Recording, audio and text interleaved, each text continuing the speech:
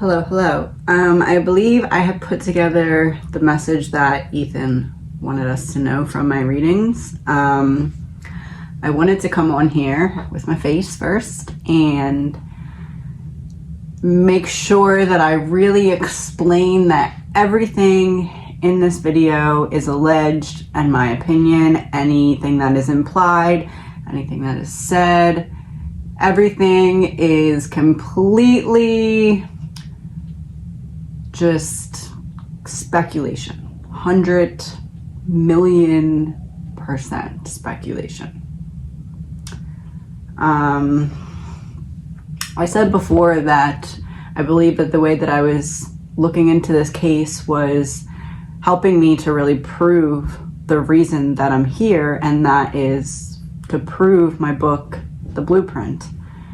And through the video that you're about to watch, it's going to basically show you how my brain works. It is like this spider effect that uses symbols and signs and patterns and references to put things together, and it's constantly seeking out those references and symbols and patterns. My brain is like addicted to patterns and tracing them and figuring them out. So I encourage you, and I usually don't even care to say things like this, but in this case, I encourage you to watch the entire video start to finish, because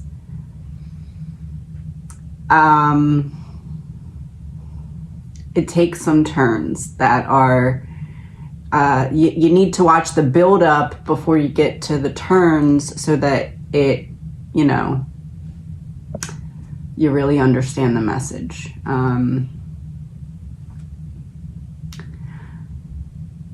Please remember, this is all alleged, my opinion. It is not fact, it is my opinion. I'm gonna start with showing you how this video came about in a few clips, and then we're just going to get into it.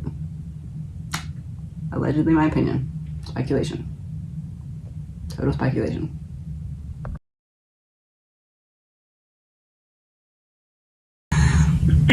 Sometimes I channel things in that would be helpful to other things going on, okay? What I channeled this time, or kind of called towards me, I've been trying in the last couple of readings, sorry, I'm like losing my voice, but in the last couple of readings, and in the Developing a Theory video, I have essentially been trying to go back to the beginning and look at everything from a very neutral perspective so that it's completely fair. I've been trying to map out what I feel like the mindset of Brian could be if he's guilty versus if he's innocent. And then whenever something happens, I try to look at it from both perspectives. If he's guilty, why would he have done that? If he's innocent, why would he have done that? There's some pieces of it, though, that I've been struggling to make sense of. I promise this is going somewhere. Just stick with me. So what I channeled in was a book. As I'm sitting there in the nail salon, trying not to have my jaw on the floor, because what came in through this book was that example I was not sure how to comprehend about what could be pieces of his mindset. Me reading it to you this is a mindset composition that should be considered. And that's not to say innocent or guilt. So basically, the point of me doing this is to present a possible mindset that could help you understand Brian better, regardless if he's innocent or guilty.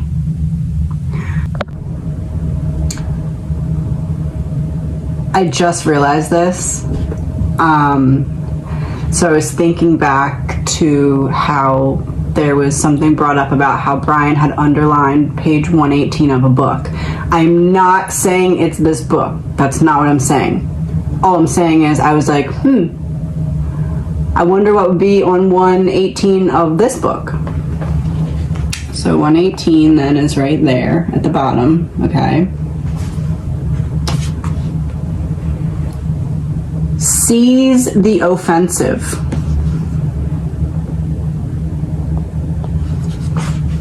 Okay.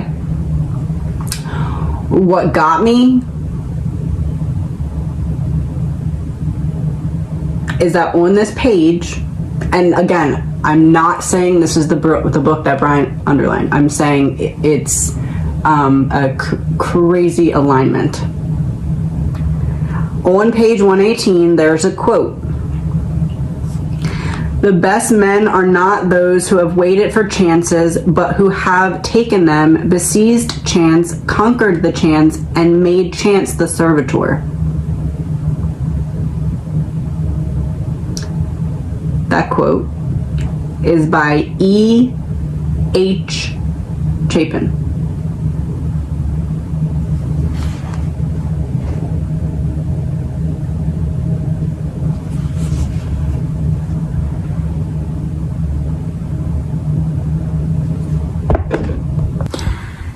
In the book video that I did, if you watched it all the way to the end, and in the quote that is at the end, and that quote had a word, and the word was servitor.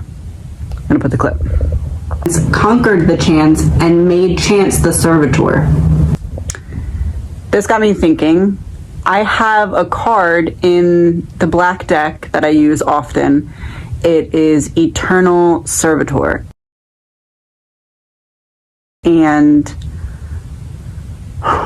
because of how that quote was important in that video, I'm wondering if it's a message to look around what was being said when I got that card, because that's a very specific word, and being, you know, how it unfolded, and the author of the quote being what it was. That quote is by E.H. Chapin.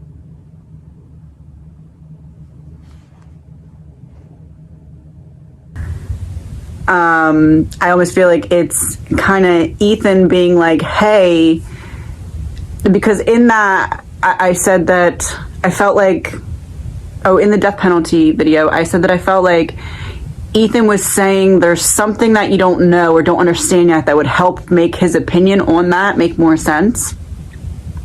And then I realized he may be pointing towards that Eternal Servitor card and what was said surrounding it, or like right before, right after, what the card was about. Like that could be pointing toward what it is that he's saying that we don't fully understand yet.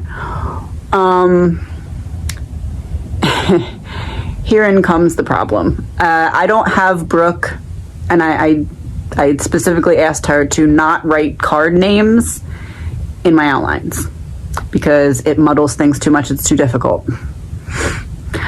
I have no idea when that card came out. I know it came out, I want to say at least 5 times, like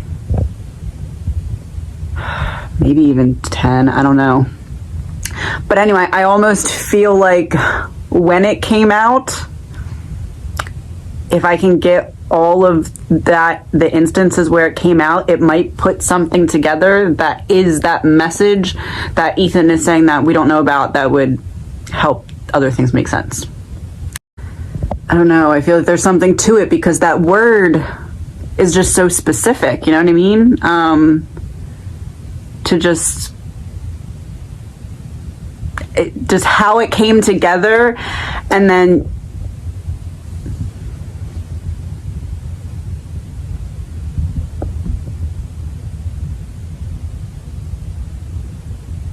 I swear I did not do this on purpose. I did not do this on purpose. I had my lights off in my room when I was thinking of this and I had to get up, turn my lights on, had to throw on a more appropriate shirt to be on camera, I grabbed the shirt in the dark. It's the Saints.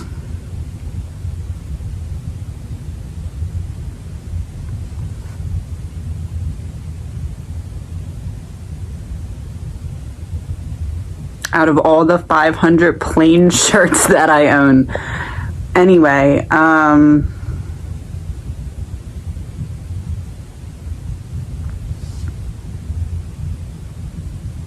don't I don't know what to say now. I don't know. Anyway,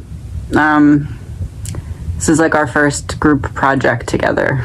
So, here we go. And you're going to be looking for that white car, and the person will likely have their face covered, will be moving with a purpose, but not rushing to make it obvious.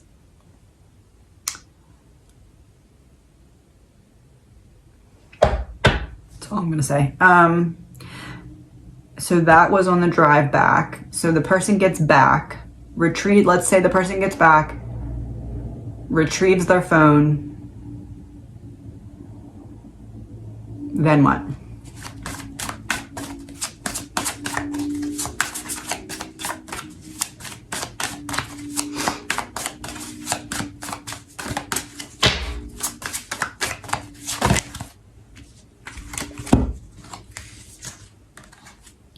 Eternal servitor, the ancient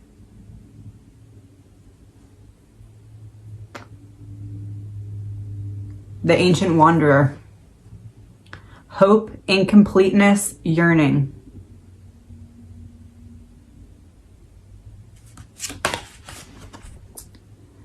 So this is someone who looks like they lost all their skin, which could imply, in terms of metaphor, someone who had just burned their exterior, burned their clothing. There's a bunch of fire sticks by the light of the moon up top. So this is after the person got back and retrieved their phone. Their energy is that of, okay, I burned the clothing, I'm back from the round trip. Incompleteness. Remember I said that this card, I said it's like he feels like a part of him died because he didn't. If this person was planning on, let's say this person was planning on killing one person, possibly two. Would have been a news story, would have been obviously very tragic. It's not that it would have taken anything away from the loss, but 4 students being murdered made this really, really get the interest of a lot of people. So it could be that, okay, I was just planning on killing 2 people, just planning on killing 1 person, but now this is all gonna really be a lot more looked into because of what ended up happening, which was not the original plan. So there's a hole in the heart of this figure right there. It's like that realization that this is going to turn into something really big because there's 4 students murdered, not just 2, not just 1, there's 4. And that was a realization that this person was like, everything that was normal to me is never going to be normal again because I'm going to constantly be on edge, wondering, am I going to get caught? And especially with all the attention that the case got, then the whole world knows who you are.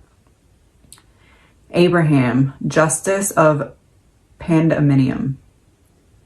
Justice, truth, and duty.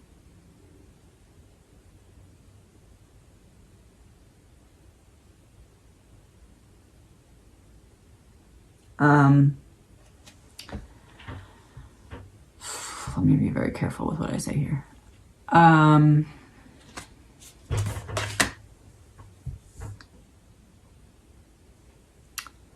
This guy's carrying an axe too. And I threw it on the floor. 1 second. Okay, so I didn't want to bring these cards into it, but for some reason I'm feeling called to. I'm just gonna pull one card for each of the four and have them tell us how they would describe Brian's energy. Do I want to do before and after? No, because he's the same dark person. Just one from each. Xana will be first to describe Brian's energy.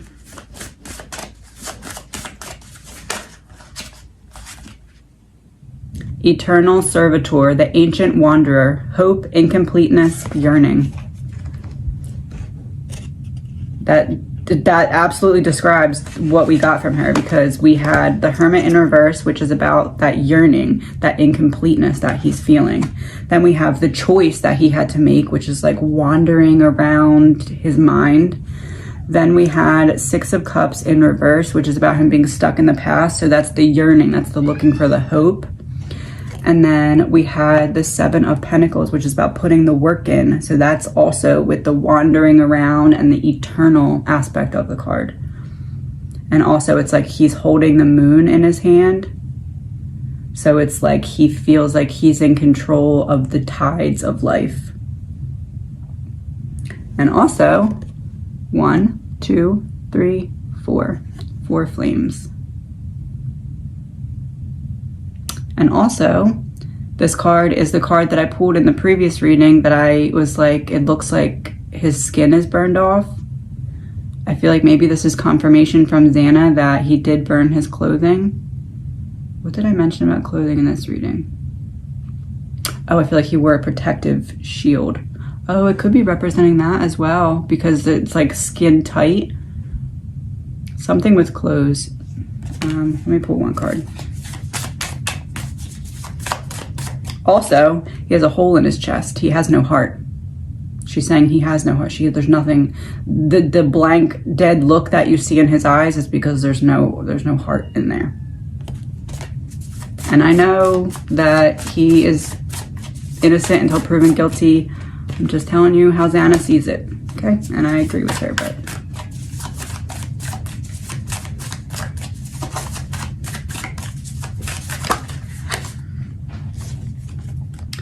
King of Pentacles.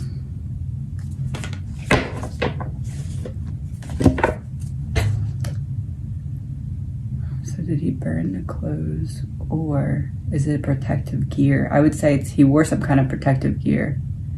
It's possible he still burned clothes, but in terms of confirmation, I'm feeling like the King of Pentacles is confirming that he wore some kind of protective gear that he thought would keep him from leaving DNA at the scene. And wasn't expecting Ethan to be there yet, because that would be from Xana, so that'd be confirming Ethan. One last look. That one's the one from Xana. Who did I do next? Maddie. Oh, hold on. Card from Maddie about Brian.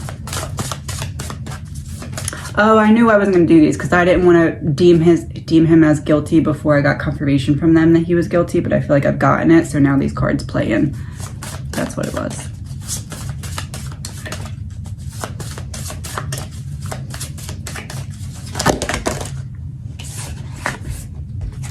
Peaceful among thorns. He went back to class and he acted totally normal. Like everything was a-okay in his world.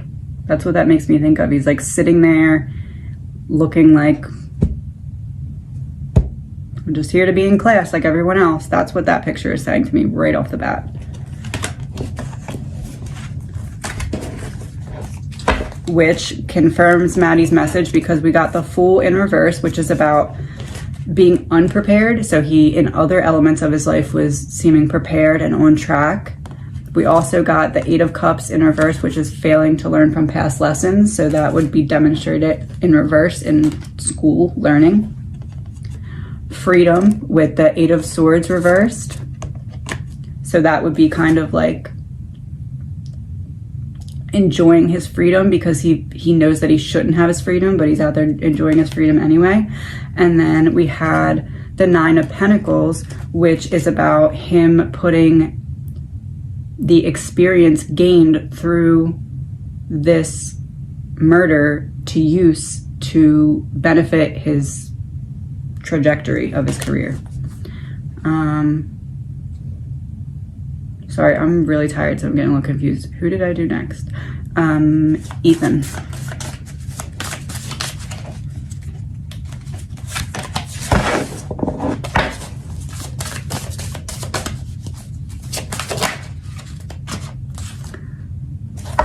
The Thinker, father of knowledge, knowledge, instruction, reinvention.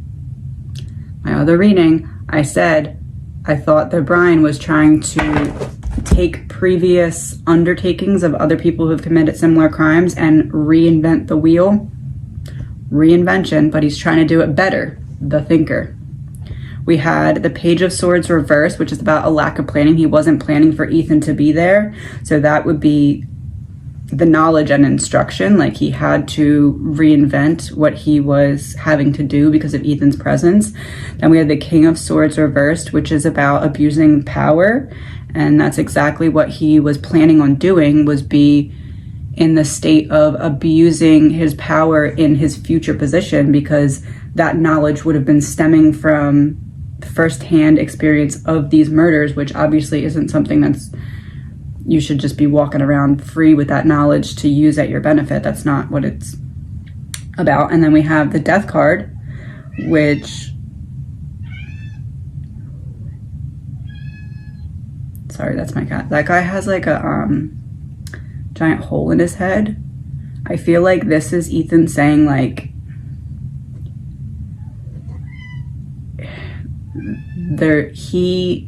how do I put this? I feel like this is Ethan saying that there's something that Brian feels like he knows and has figured out that actually isn't all the way figured out. There's going to be some way that they're going to be able to get through any barriers that are going to be presented that Brian thinks will be a solid case in his benefit, but he's missing something or not thinking about something in the right way. There's a hole in his knowledge. There's a hole in his puzzle. And I think that Ethan's going to guide people in the right direction to figuring out what that is, so this guy can be brought to justice without a problem. That's what that's saying to me. Especially because we also, for him, had the Ace of Wands in reverse, which is about like a false start. It confirms the rejection, but it's also like a false start. So, and it would be like Brian being like, oh, I'm going to get away with this. And then, oh, actually, I'm not. Actually, I missed something. There's a hole in my plan somewhere.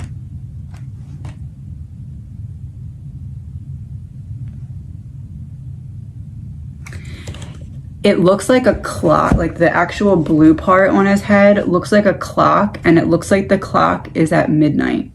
So it's almost saying like, time's almost up, buddy. You got away for so long. Thought you were smarter than everybody. Time's almost up. There's a hole in your plan, and we're guiding people in the right direction to help them find it. That's what that's saying to me.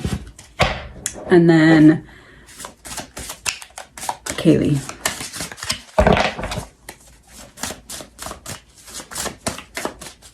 For some reason, I'm feeling like I need to pull 2 for Kaylee. I don't know why, but I'm going to just listen to it and pull 2. And then we're going to be done for now with this reading.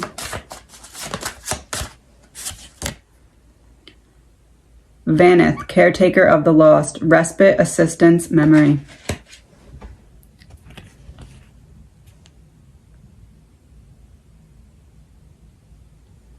Yeah, they're helping in some way. Ethan, Xana, Kaylee, and Maddie are helping to guide people to the right information.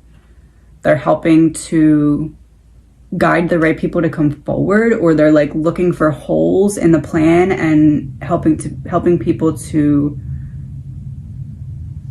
realize and use those holes. So this one I think is the extra card that I was thinking of, because that was more of like a confirmation, and now this is going to be the one like from Kaylee about Brian.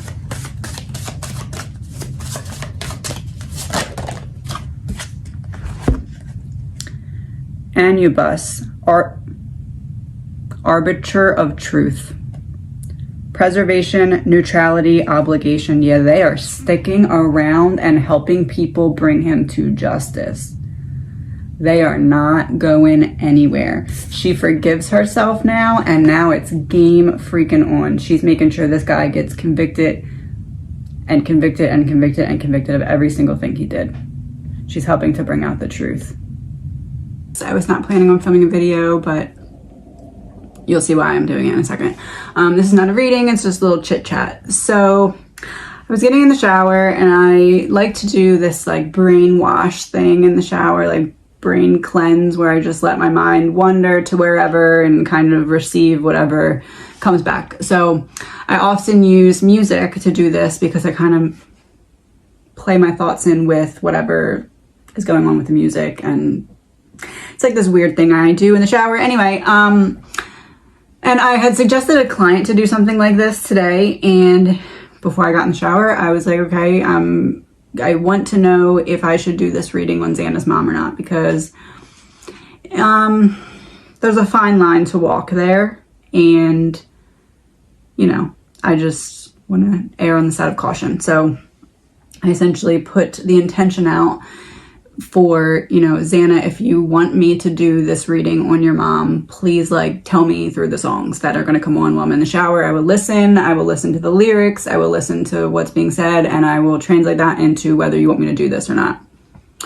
So as I'm in the shower, I don't remember what songs were coming on, but it started to form this picture in my mind with this dice. So I have my assistant, shout out to Brooke, going through all of my previous readings and writing down all the conclusions that I came to in each reading. From that, I'm going to make like a map, like I did with the video 71 or whatever it was that I made that map for. Going to do that with all of the information gathered in all of the Idaho readings. And then after those are all done, I'm going to print them out, and we're going to use this dice to figure out which part.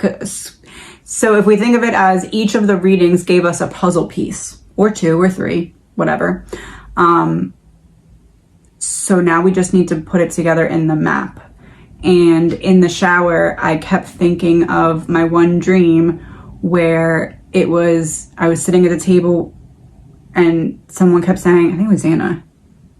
Anyway, kept saying, it's all there, it's all there, it's all there. Or maybe it was Maddie and Xana called. I can't remember which dream it was, but anyway, it's all there, it's all there.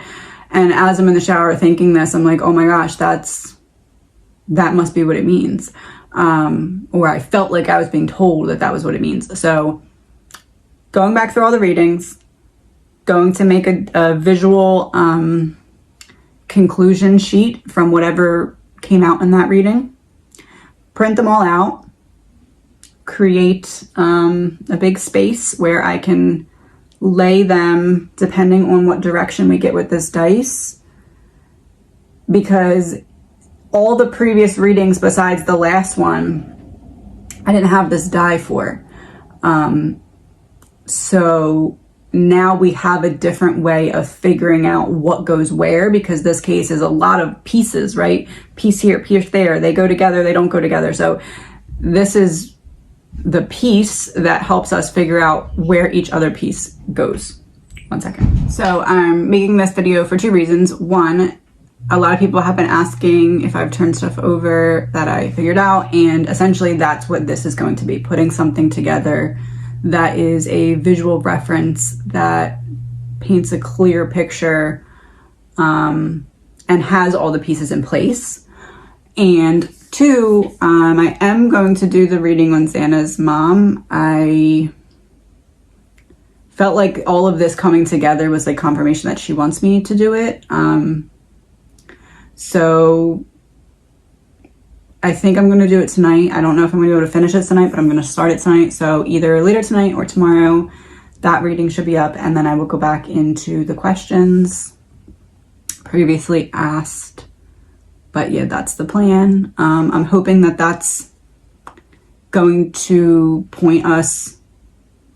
I'm hoping that once it's put together in that way, if handed over to the right person, it'll confirm who they're already looking into and give them the right perspective to put it together. I don't know, something like that, but that's what I'm hoping for. I think this die is the key. And now that we have it, we can go back and use it for the other readings by figuring out how they connect. So we got the pieces of the puzzle, and now this is kind of how we're putting the puzzle together as a whole from all of the readings. So that's the plan. Just wanted to let you know. And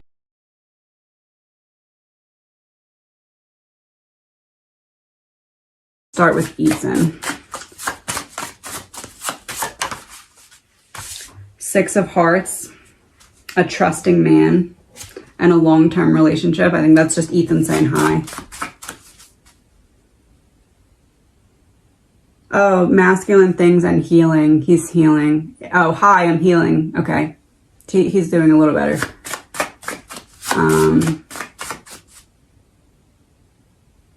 What happened recently that would make him feel better? Did his siblings just graduate? Because were they set to graduate? Something just happened with Ethan's family or something, and it's making him feel a little better. I don't know what it is. I don't know if maybe it's a private thing. Ethan, smile. There have been, right now, 80,000 bulbs sold. We've created something that is good, that Ethan would love. He loved people, he loved a great adventure, and he was inclusive. If we could touch as many lives as he touched in 20 years in our lifetime, the world would be a better place. How before I drew that picture of like Xana being at the door, holding the door open for Ethan, Ethan kind of waiting for the girls. I think that Ethan's kind of moving closer to the door now, and Xana's kind of just not going back to get him, but kind of just waiting for him. Oh, they're telling us how they're doing. Well, that's nice. Xana's still at the door. Ethan's a little bit closer to the door. Madison's a little bit closer to Ethan. I have gone through my life review, and there are so many lessons still to be learned. I said he moved forward closer, so he went through his life review. He's going through it. That's good. Xana.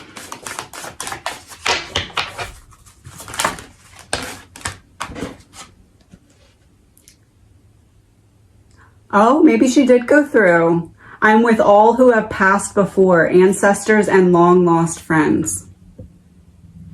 So maybe it's just that she's at the door so she can kind of see both sides, or maybe she did kind of cross. So I just was like maneuvering these, and this one was upside down, kind of like in the middle of the deck here, and I picked it up and I flipped it, and it was the Emperor. So let's start with Ethan today. Let's do, since there's 4 victims, let's do 4 cards for how do they feel, 4 cards for what the moon, 4 cards for should he be the only one. So the moon. So right off the bat, Ethan's like, the whole story is still not being revealed. There's still things, so that could actually go 2 ways. Either we're not seeing everything because it's being hidden behind the scenes, or it's like there's something behind the scenes that we're about to see that we're not expecting. So let's see what the next card is. The Sun. Uh-oh.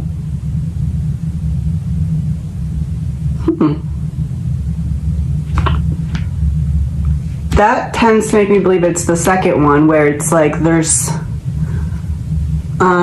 something, I don't know how that would work, I guess because of certain things just still being under seal or something, but there's like, it feels like there's some, because both of those are major arcana cards as well, so it feels like there's something big that Ethan is saying. I feel good about the death penalty because there's something big that you don't know yet that you're going to know soon or eventually, or the sun's upright, so that would mean we would know it eventually.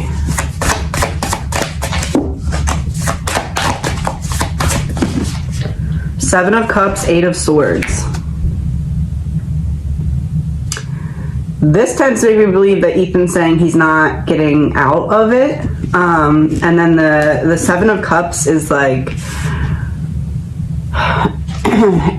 okay, so because we're looking at this from how does Ethan feel about the death penalty, the Seven of Cups, Eight of Swords,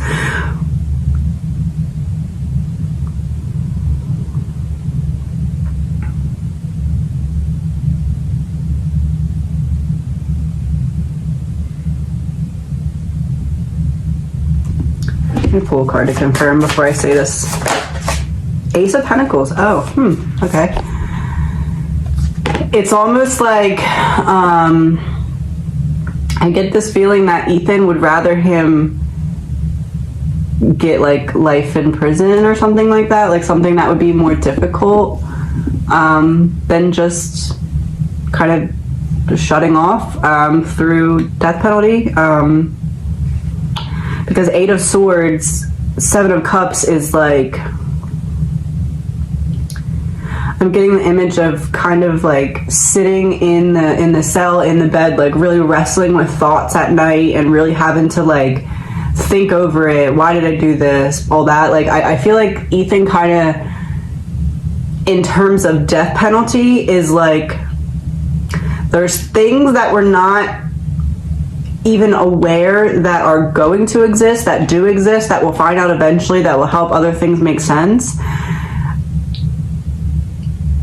And it's like almost because of that, or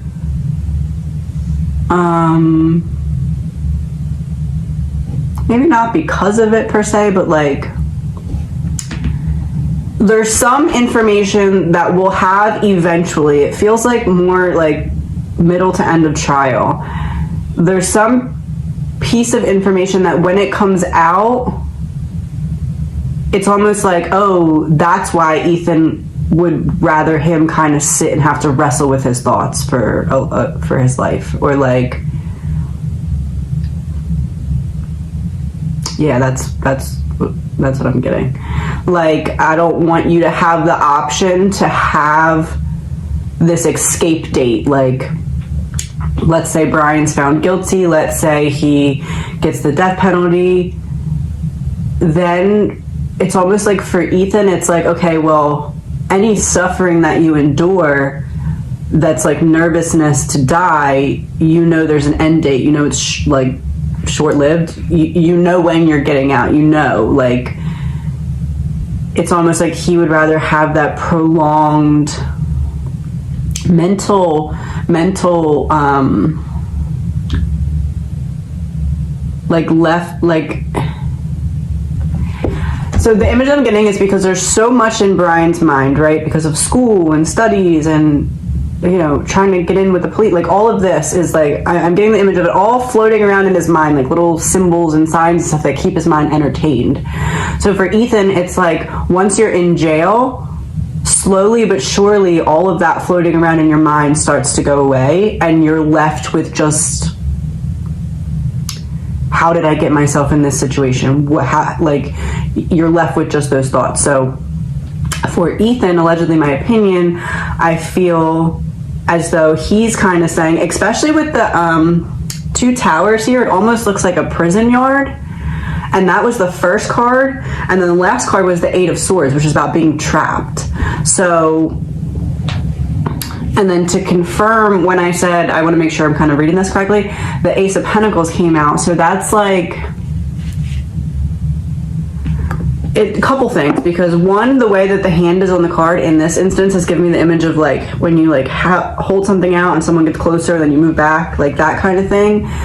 So it's almost like in Ethan's mind, you'll have days where it doesn't bother you as much, and then you'll have a day where it really hits you and you have to really think about it. Like, that kind of thing is what I'm imagining, in terms of he would rather have that as a punishment than just, okay, I'm going to be executed and then it shuts off and I'm done kind of thing.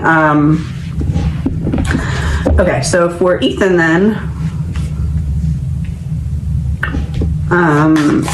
does Ethan feel as though there should be someone else sitting next to Brian in the penalty? Like, 3 of Swords reversed, King of Swords, 9 of Pentacles, and 10 of Swords reversed.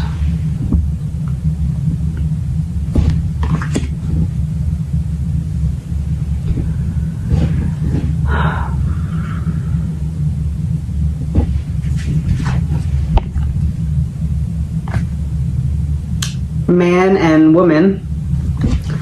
Man is the card that has represented Brian. The 9 of Pentacles is about achievement, it's about success. It's like someone who could be in more of like a respected high position, which is kind of how we've described the link. 3 of Swords reversed is like holding something back, not releasing, not opening that door, not going down that path. And then the 10 of Swords being reversed is about it being able to heal more fully from something that had been long-standing. To me, this is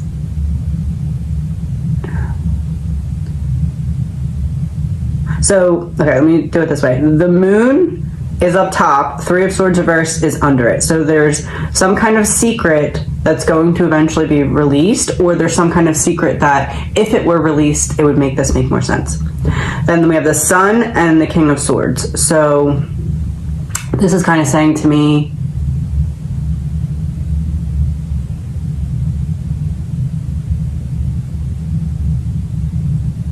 that's why he doesn't want the death penalty.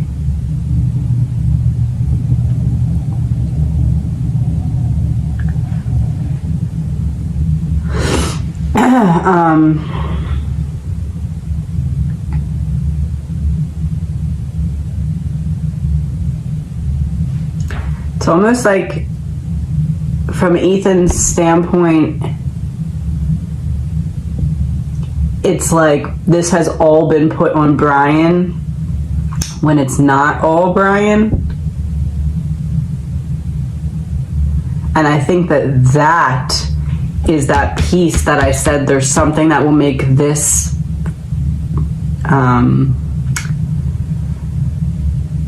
like what Ethan wants, there's something that will help it make sense. I think it's that.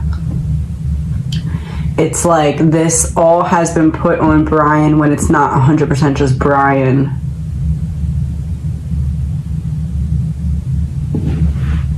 If I'm reading that correctly, that is like some crazy, incredible strength on Ethan's part.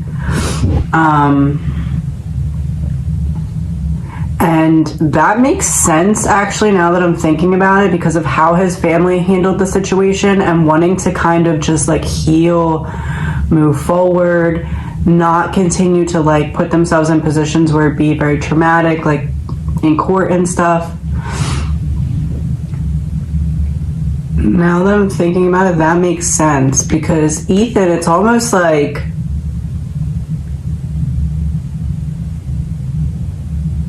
I don't know, it's almost like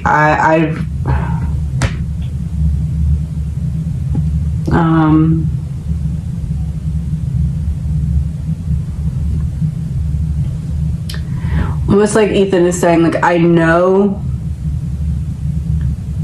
from the outside looking in, it seems as though I should want this man to just die. But because it wasn't through and through just totally and completely him start to finish, and it's all been put on him that way, Ethan would rather have him sit with his thoughts for an extended period of time, because he knows that that could be worse than death penalty could be. Because it's like a prolonged, never-ending battle with your thoughts. It's interesting because I feel like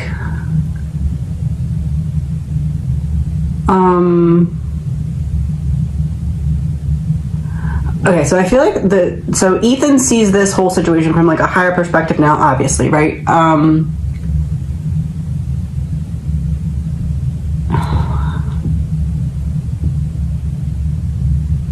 It almost feels like there's an element to this that Ethan is like,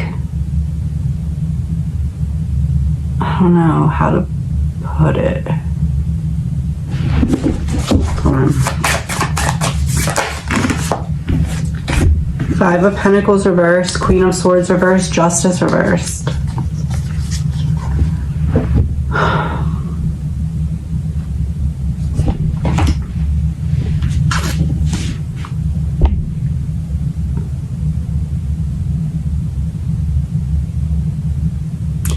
I don't know, I get this weird feeling that it's almost like Ethan feels like there's some element of this that Brian was like misled on or tricked into, or like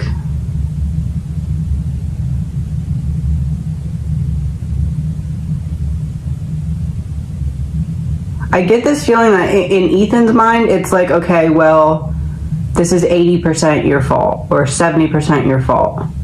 But because it's not 100% your fault, I can't reconcile myself feeling like you should die. I do feel like you should have a punishment, but I feel like your punishment should be to have to live through all these thoughts that are going to come from this. But Ethan's seeing it from a higher perspective, so it's almost like he's saying your soul needs to learn how to not be tricked next time so that this doesn't happen to somebody else. That's what it feels like. It's weird, especially with the Queen of Swords reversed. And Queen of Swords reversed coming out with Five of Pentacles reversed and Justice reversed is like some kind of manipulation or trickery that like maybe you resisted at first and then it got in. Justice reversed is like not all the way just your fault. I hope that makes sense. I'm not trying to make it sound like Ethan's like, oh no man, it's cool. That's not it. But it's like,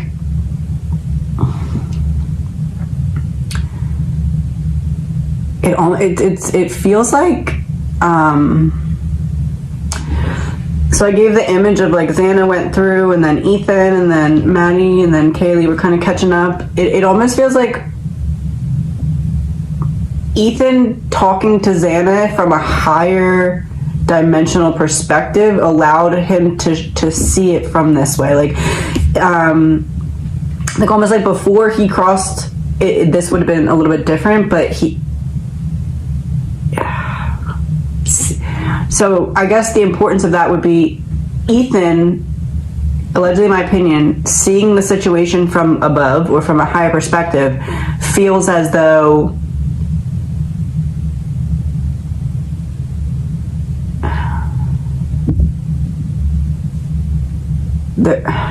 there's I don't know how to put it. I don't want to mess it up, but I feel like I said kind of what it was.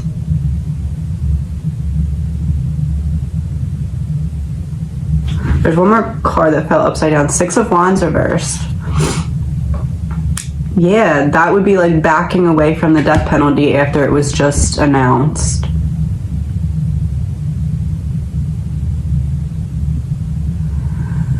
I would say my opinion is that Ethan would rather him have life in prison, but not as like a reward or like a lesser than punishment. It's almost like Ethan, seeing the situation from his eyes, feels like that would be a worse punishment, but also one that teaches a lesson. And it's almost like also one that Ethan looking back is like, okay, I know that your soul is going to learn this lesson, so you don't do this to other people in another lifetime because of not learning the lesson fully by just dying. Feels like that, like, but like not about him, more just like the girls, like, it would be like if Ethan said something like, I want him to have to really sit there and be at one with just him and his thoughts and his soul and pull this apart in terms of like a puzzle, like pull it apart so that he can, on a deeper, higher consciousness level, evaluate all the pieces, because if he just dies, his soul doesn't really finish learning the higher lessons, and then Ethan's like, I'm not taking any chances of Xana coming back to Earth and reincarnating and you doing this to her again. Like that's kind of what it feels like. Or anyone else, obviously, but like, I guess that's how I see it.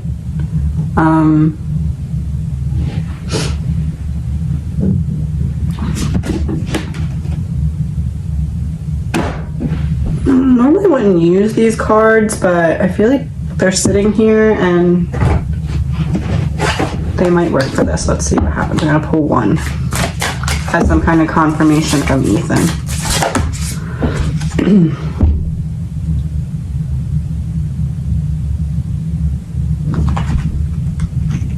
Ascension, the Rainbow Bridge.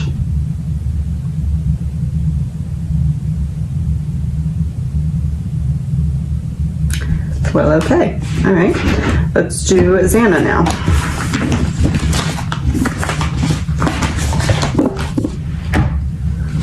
Same thing. We're going to start with, what was the first question? How does she feel about the death penalty? 5 of Swords reversed. It's like putting up a fight, putting up a evenly matched opponents, I guess you could say. Knight of Cups reversed.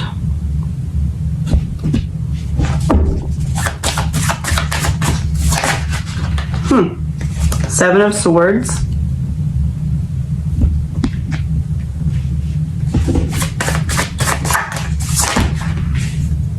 King of Wands reversed.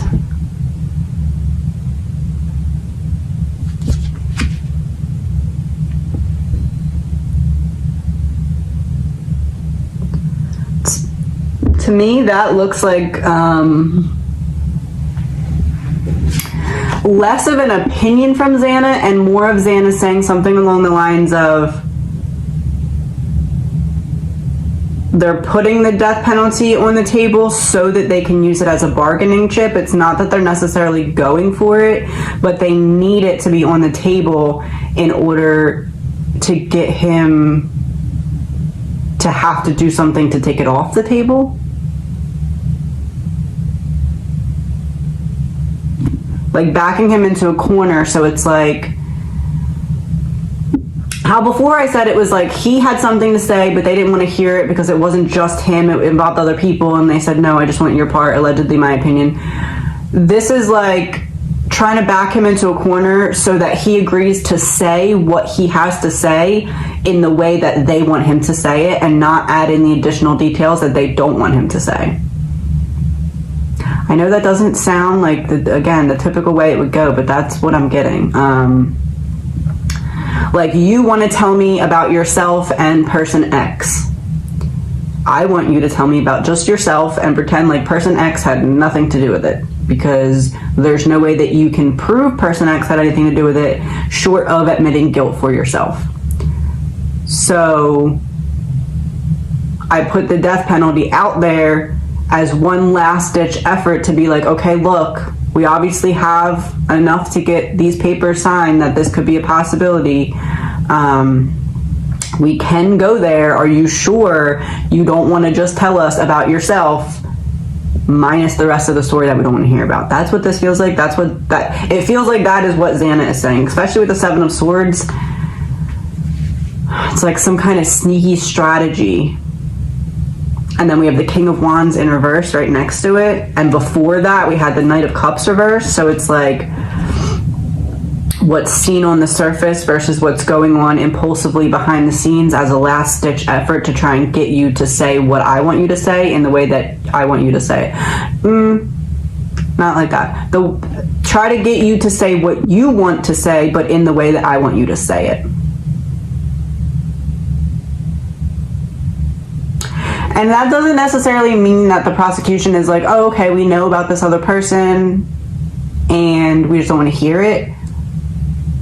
It could be something like, okay, we don't believe you and you have no way to prove it, so the only way you can prove it is by admitting that you had something to do with it too. Do you want to do that? Because even if you do that, you still can't prove the other person.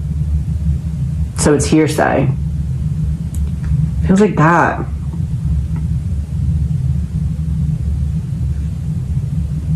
Either that or there's some kind of contradictory proof or something to any evidence that they do have of another person. I don't know. There's something weird. Alright, so now, interesting, let's see what Xana says about another person. Should there be another person next to Brian? 2 of Pentacles. And then the other 3 cards. The Magician in reverse, Judgment, and Ace of Cups.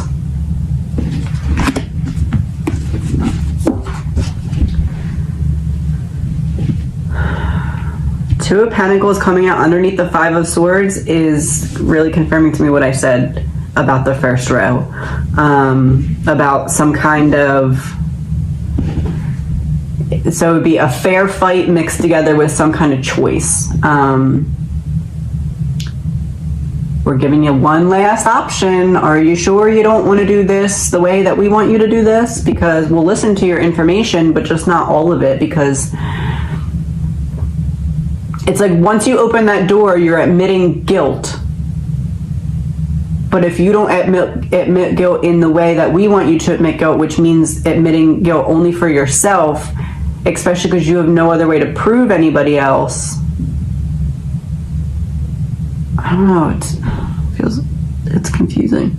So then we have the Knight of Cups in reverse and the Magician reversed. So the Knight of Cups reverse is how I was saying in front of the scenes, and the King of Wands reverse, it was behind the scenes, and that was on either side of the 7 of Swords about some kind of sneaky strategy. So the Magician then would be some kind of deception in terms of what we're seeing in front of the scenes. And the Magician is reversed. So upright, making things disappear. Reversed, making things appear. Manipulation in front of the scenes.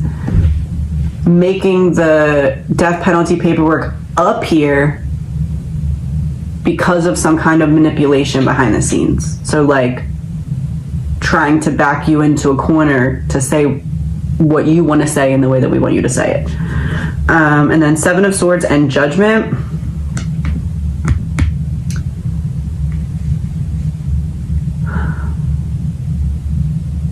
I feel like that combo is huge in this instance, because it's like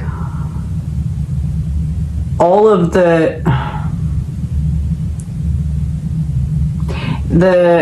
death penalty paperwork or whatever filing is a means to an end, which that seems obvious, but it's like we have this specific end in mind, and this is our last ditch effort to get you to kind of join us there,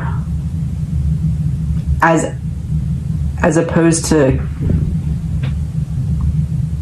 trying to not join us there. I don't.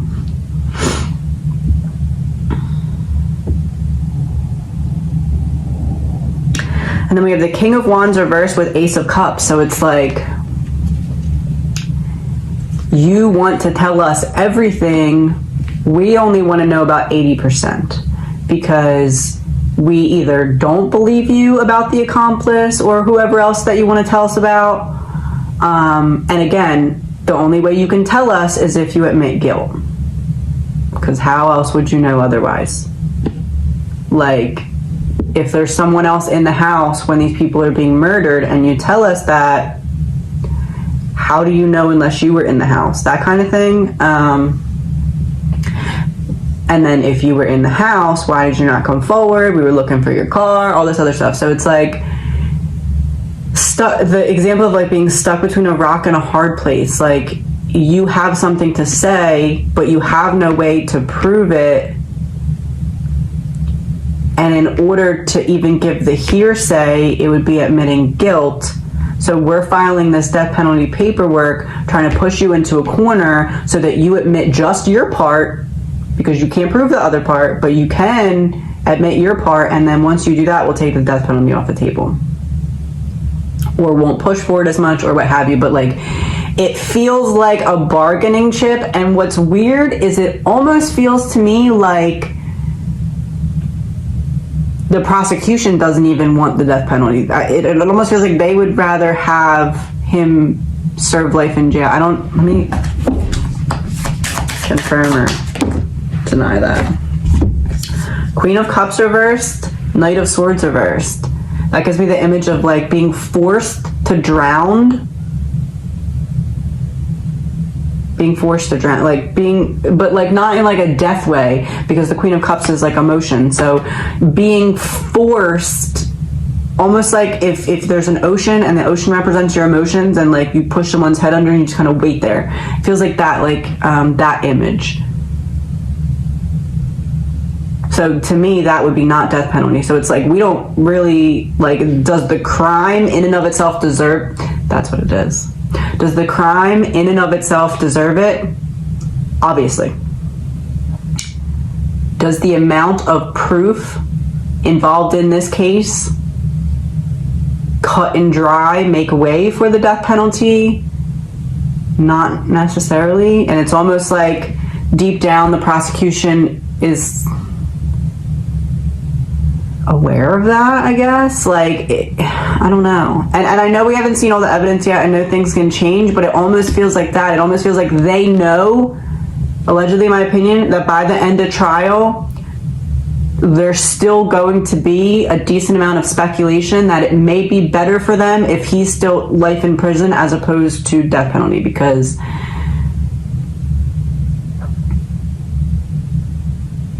I don't know why. There's some weird logic. I guess because death penalty, you can't take it back, but you can't really, I don't know. That's what I'm getting. Doesn't all the way make sense, but that's what I'm getting.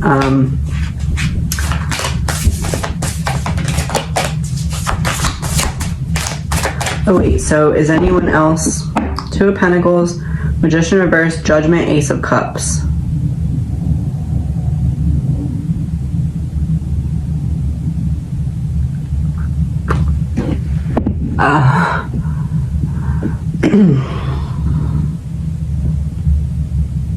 It almost feels like Xana's finishing Ethan's statement, where Ethan's like, yeah, there's obviously someone else that is, it's not just Brian, and then Xana is like,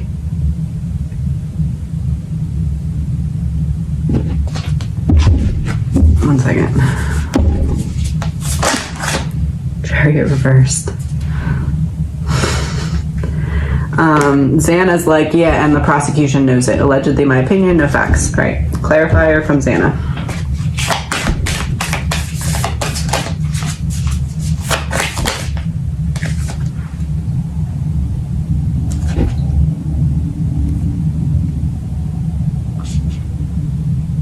What was Ethan's card?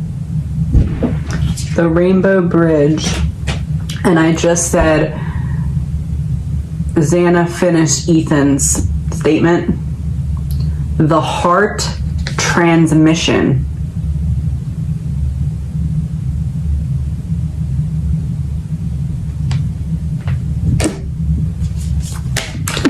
Okay. So yes, that was Xana finishing Ethan's statement. Heart-to-heart transmission. Brian's internal dialogue when it comes to thinking about the death penalty being on the table right now at this point. Fragmentation. I feel like pieces of myself. I feel shattered. I feel scatterbrained. I said his internal dialogue, scatterbrained, almost like 10 seconds of this thought, 10 seconds of that thought, which before I feel like it was very controlled. Like I'm able to focus and control. Right now I feel like he's having trouble with that, where it's like racing thoughts, almost like you're standing in the middle of traffic and there's like all these thought cars going on around. Whereas before I feel like it was the opposite of that. So I do feel as though the death penalty being on the table is affecting him, which again makes perfect sense. But it's almost like it's affecting him not because of being scared of the death penalty, but because of, which I mean he might as well, which again makes sense, but like it's something other than that that's bothering him as much as it is. It's not I'm scared of dying and that's why I'm bothered. It's how can you go there with the case that you've presented so far? I don't, like the walls are closing in on me, because if you could present that little bit of evidence and get this intense of a sentence, it's hard for me to focus on any of these paths that I could take, because I can very quickly see how you could just railroad me into not being able to use that. Allegedly, my opinion. I'm gonna do two more, same question. Eternal servitor, the ancient wanderer, hope, incompleteness, yearning. Which is interesting because we had fragmentation, so that's like all over the place. The ancient wanderer, I'm going here, I'm going there, I'm going there, I'm traveling to all these different avenues of thought, trying to find a glimmer of hope. This makes me feel like there was obviously some kind of plan from the defense because of the paperwork filed. This makes me feel like something in that plan is now very difficult to achieve because of the death penalty being on the table, which again seems obvious, but like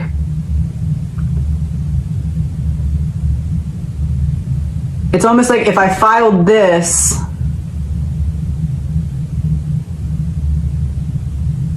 it would have looked different if the death penalty wasn't on the table, and I expected the death penalty to be on the table, but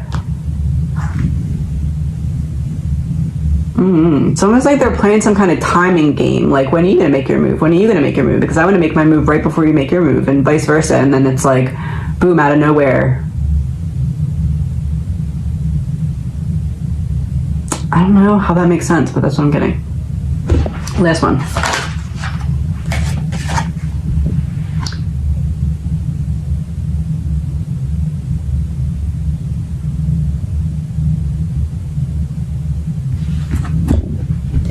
What did I say? This was his internal dialogue? Matriarch, mother of homestead, rejection, opportunities, and consequences.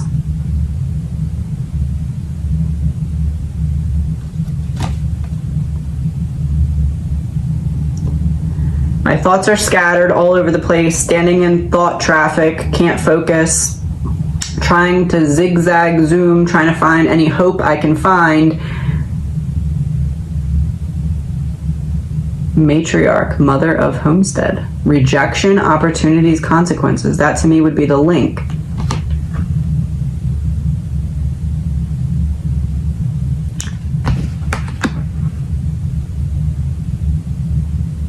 He wasn't going to turn on the link until the death penalty was on the table, maybe.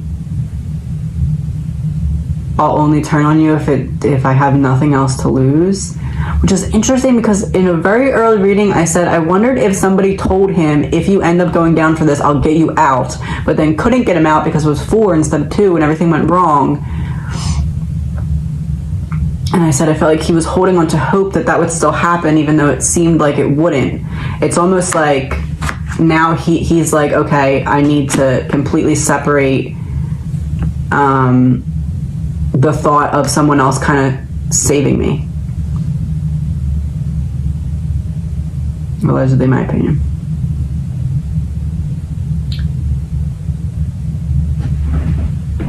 Feeling called to just pull 2 of these, just as any, these are the crime scene cards, anything we don't know. No. What's going to be focused on right off the bat?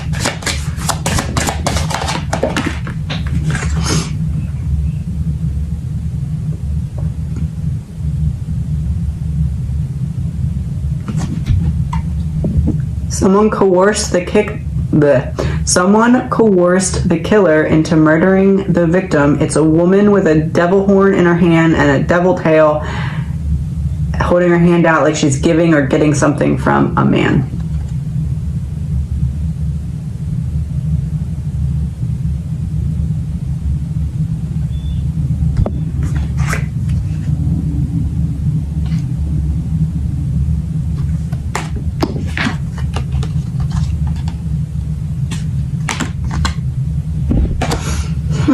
What did I say, 2?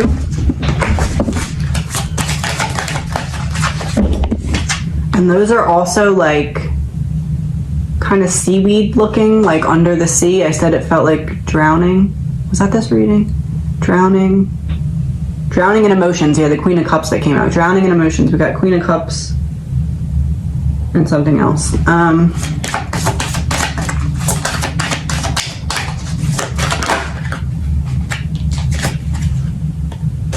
The killer is out of the area. The killer is out of the area. Right away. Brian's car was here. How was he doing this? He was seen here. How is he doing this?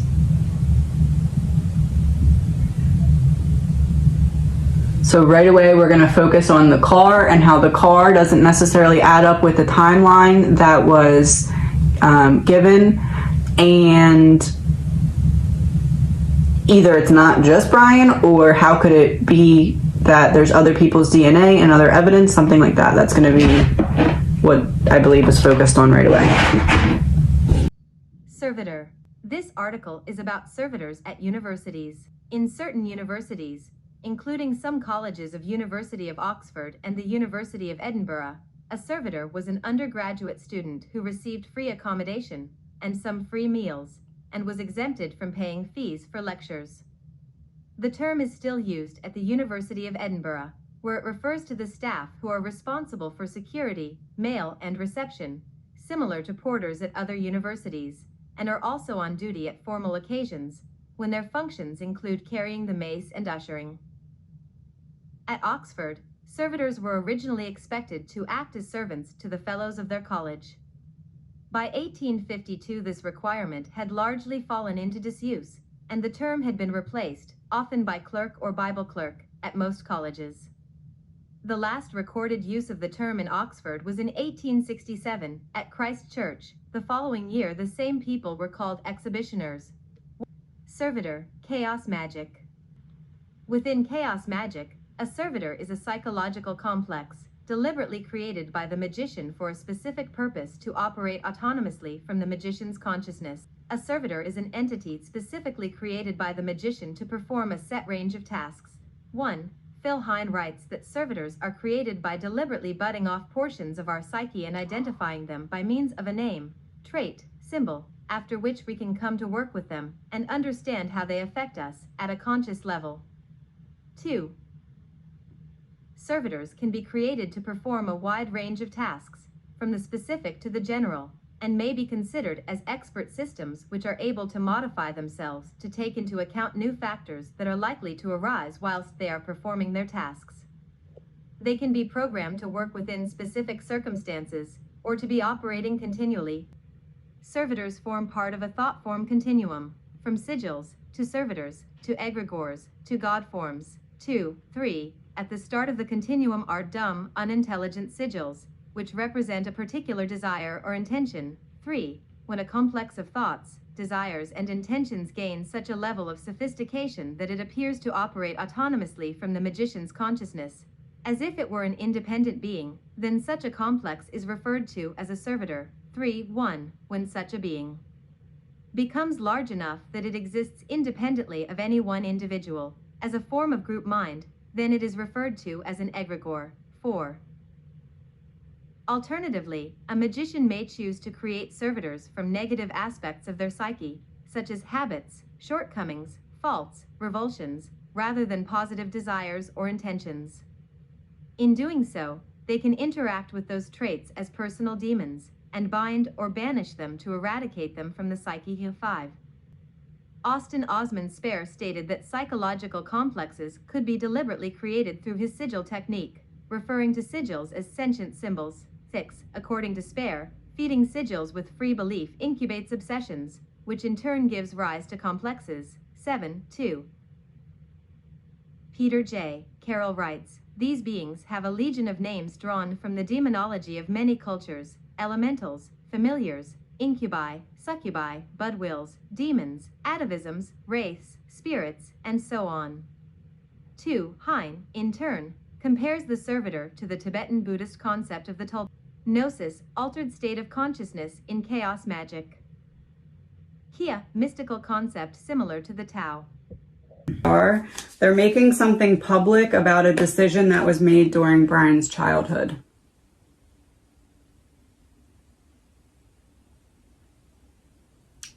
Making something public about a difficult decision that was made during Brian's childhood that has something to do with maybe him being sent somewhere, like a camp.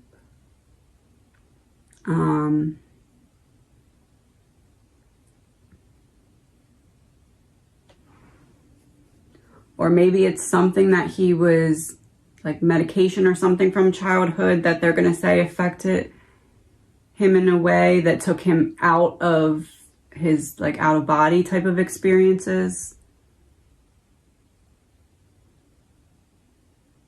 I don't know, but his childhood's going to play a big role in this case somehow.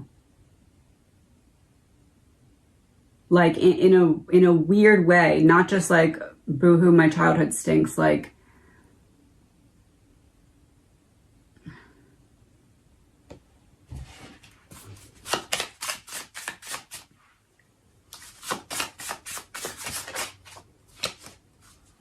Five of Clubs. Yeah, something that happened to his, like, I feel like it's some medication. I feel like it's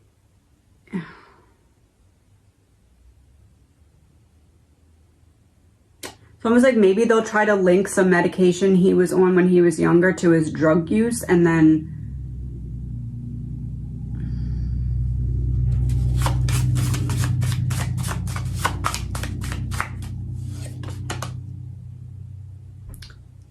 yeah, like they're good, like it's wild, like maybe like, see, I don't know if this would be him admitting guilt, like, so like if it came to that point and he was eventually backed in a quarter after trial, after appeals, whatever, then it may, like if he does have to admit guilt, I think it would be kind of basing it off of, like, blaming it on something that,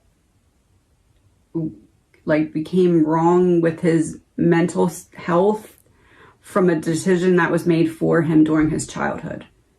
But I also feel like there's another way he may use that as well. It may not come to only if he admits guilt. There's like another way he can use this. Like, I didn't do it. I don't admit guilt, but this is why some of my behavior was the way it was, or something like that.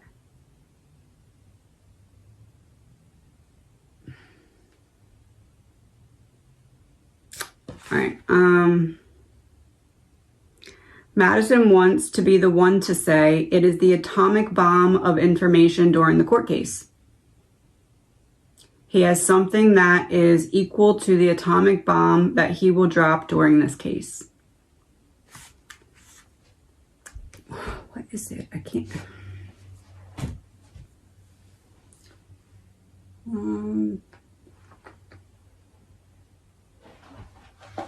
Gotta figure out what it is. I'm gonna pull 4 cards.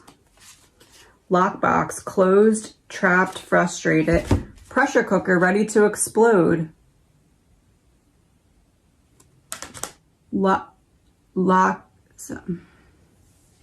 Something that numbed or repressed his emotions, but how? pressure cooker though. That's pretty accurate. Wish in reverse. Hope, praying, and yearning, but in reverse. And tragedy in reverse. Forbidden love.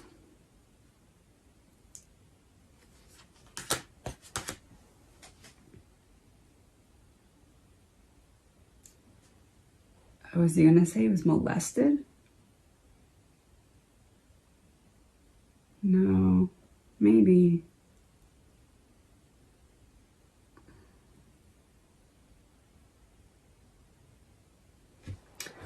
All right, maybe it'll come to me. This is something important, but I don't know why I'm not able to get it yet. Like, it's like I'm trying to see it and it's like someone just turns off the movie screen and I can't see anything else. I don't know if that part just won't make sense until we get through more of this. I'm feeling that might be it. It may just be too early in this booklet to get that piece of information, because these lines do kind of go back and forth through readings. Like one line went here and then one line went into the next one, but it's all for like a purpose for it to unfold in some way. So I'm feeling like this just we may not have all the pieces of it yet. There's something really significant from childhood, like that he was given or done to him or experienced by him. Not that it's an excuse at all for anything that happened, but like what's making me anxious about that is because there's some way he can use it to his advantage without being like, I'm guilty and this is why. It's like it's like an excuse for something else. Like it's not saying I'm guilty and this is my excuse. It's like, this can explain away this part of what you have on me and create reasonable doubt. It's like something medical that happened to Brian, but I don't know how he can use that.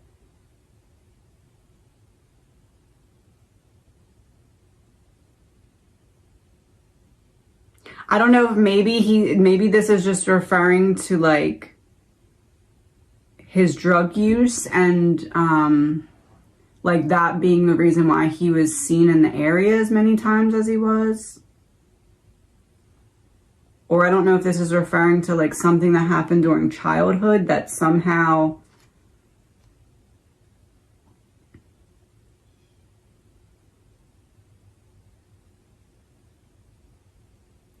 but the 4 is like can deal with like the army or like special forces or something. So something about Brent and drug connection. The defense, the man who was at it, I forget his name. Oh, the maestro, master of inspiration, understanding, community, ingenuity. The quality of being clever, original, and inventive. And he's holding a book. It's like, what's that saying? Throwing the book at him? But that would be, it's almost like throwing the book back at him. Like, oh, look, well. It's like when someone has a particular logic or way of looking at something, and then you find a way to use that same logic against them. Like, oh, okay, well, if that's how you think, then explain how you could get to this. Arthur, champion of Avalon. Championship, nobility, and self-realization, and it's a man with a sword. It's so weird that the sun in reverse came out first to me, and this is why. Because I keep getting some very important reference to his childhood.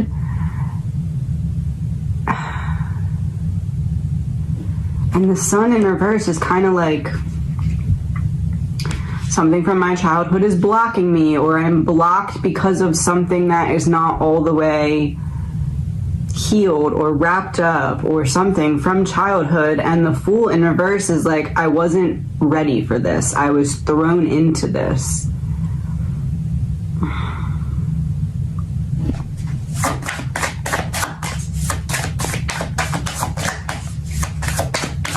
Which, because Brian is seemingly such a calculated person, I mean, guilty or not, when they arrested him, he was wearing gloves in his kitchen. That, to me, is like, you're at least thinking about what you're doing. You're not just completely careless. Other things that he has done proved lack of carelessness. Okay, so like he's present in his mind. So the Fool in reverse to me is weird here, because it's like, how would he be unprepared for something because of something from childhood? It keeps bringing me back to that same mind control element, or something similar. I don't know. I even said this to my assistant, Brooke. I said, I don't know if I even want to say that out loud on YouTube before, like when I first started like picking up on it, and I couldn't, it got to the point where I couldn't really ignore it. And I was like, I don't even know if I can say that. Like, I don't know if that's something. And then the one reading, it just kind of came out, and I was like, oh, okay, well, everyone's not saying you're absolutely crazy. People are kind of seeing where I'm coming from with it. And now it's like, I can't see the situation without it. Like, I don't know. It's weird. It like switched from like, oh, this is a possibility, to like, this is going to filter into every avenue that you see the situation from. Yeah.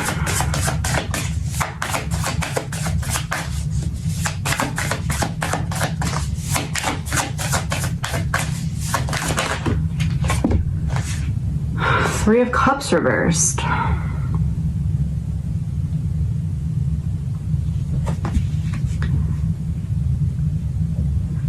That gives me like an outside looking in, and I also have the Hanged Man in reverse, and then the Page of Swords. So that's the first row of 5, and then the Star reversed. So the Star reversed is under the Sun reversed.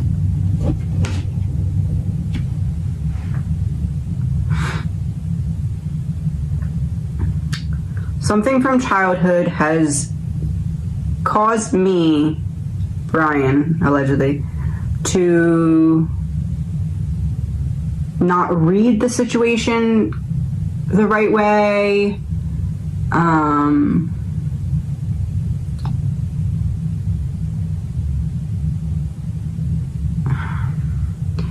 then I'm pulled into something because I am not able to see something the right way. I feel like it's me against whatever else, but I'm being forced into something.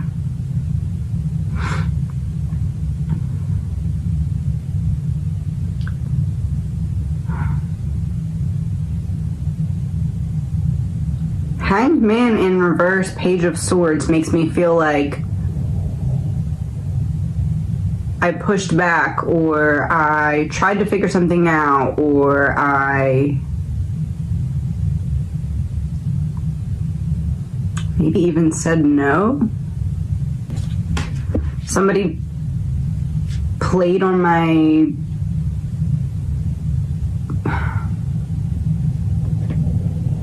vulnerability or something. 5 of Swords also came out, and so that would be under the 3 of Cups reversed.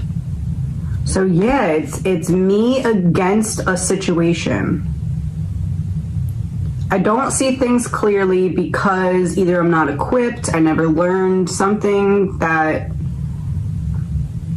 there's some kind of like emotional stunting here, which I know has been tossed around because of what people have said that knew him. But it's almost like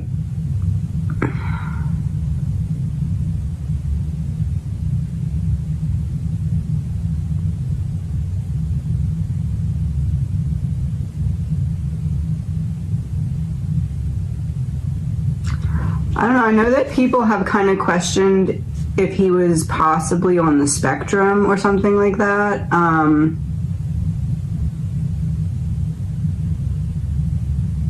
It's almost what this feels like, or something similar. Like there's some kind of like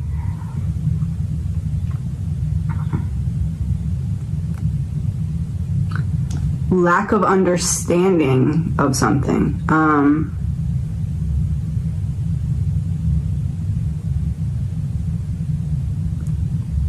And then the 3 of Cups reversed and 5 of Swords underneath of it. It's like there's pressure coming in. I do something, or I agree to something, or I step forward into something because I'm not understanding what it really is.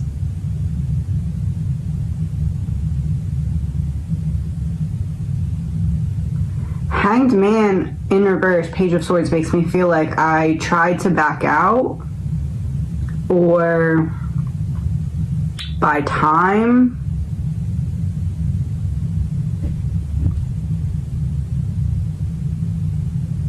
Buy time.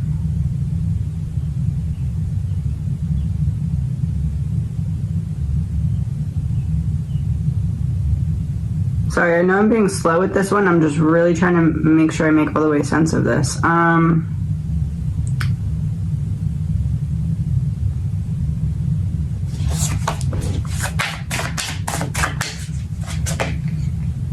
Seven of Cups reversed.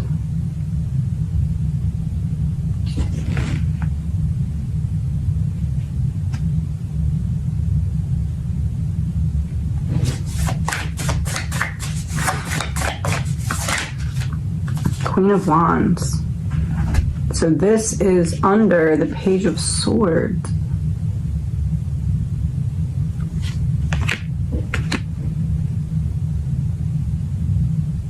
I said in the other reading that I almost felt like Brian discovered something or uncovered something, and that's kind of why things fell apart, because it was like, okay, now we need to get rid of him too. That's what this says to me.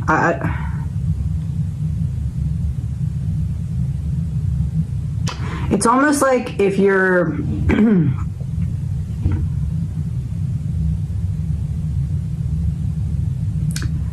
looking for something, right, specific, but on that search for something specific, you uncover like this whole hidden Easter egg. Home, son, childhood, something from childhood, home.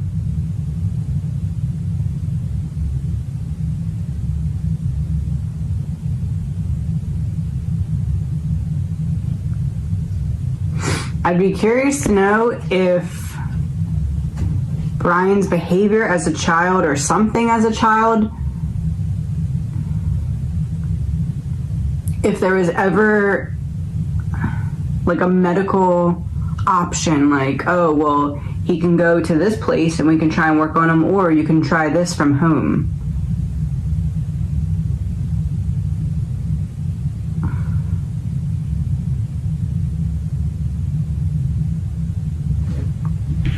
The Fool in reverse.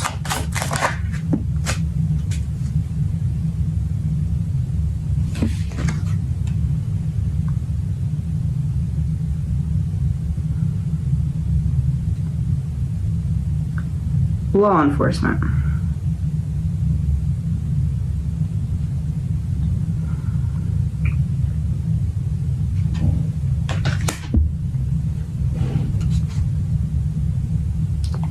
Wasn't ready for the pressure, wasn't ready for what he was up against.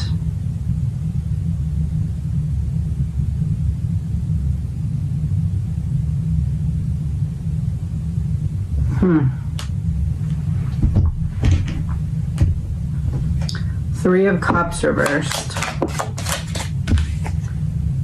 Missing piece in reverse. So Three of Cups would be, I feel like it's me against whatever situation that I'm up against that I wasn't prepared for because I'm missing, or not missing, but like something is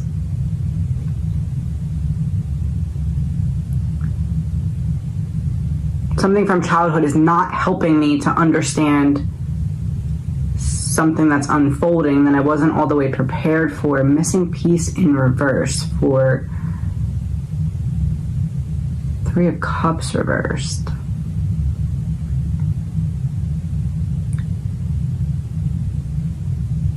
Missing piece in reverse.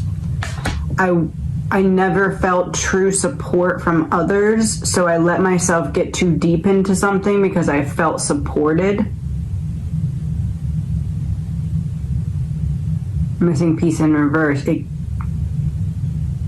looked like it was going to be that missing piece, but it wasn't, because missing piece in reverse. Okay. I never felt truly supported.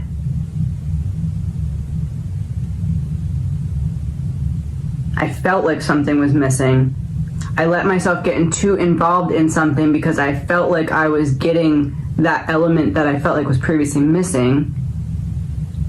But then I realized that there was something that I was not reading correctly because I wasn't prepared to read it correctly because I was missing pieces from childhood. Missing pieces as in like understanding certain things, reading certain maybe people's intentions. I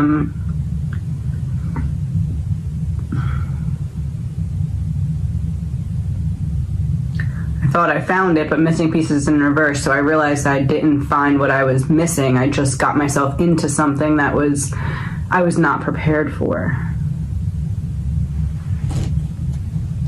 Hanged Man in reverse. This is where I'm interested to see what comes out. So 2 came out, and I was just about to say I'm going to pull Hanged Man in reverse and Page of Swords and then read them. So Hanged Man in reverse is legal proceedings in reverse. And Page of Swords reverse is lies in reverse.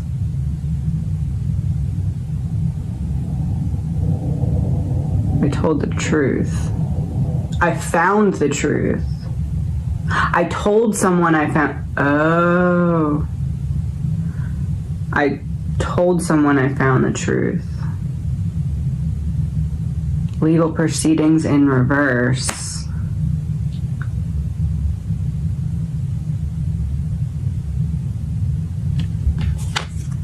Had to be blocked from being able to...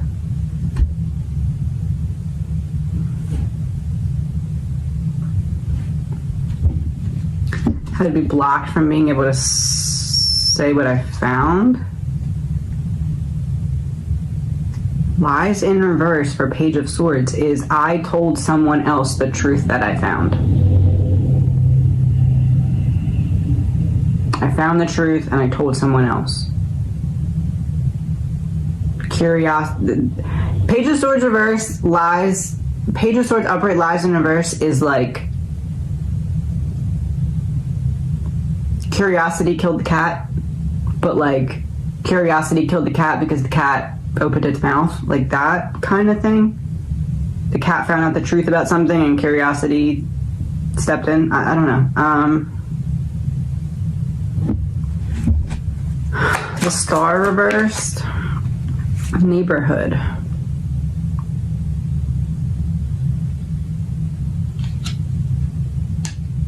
So this is then under the Sun in reverse and Hotel Motel in reverse.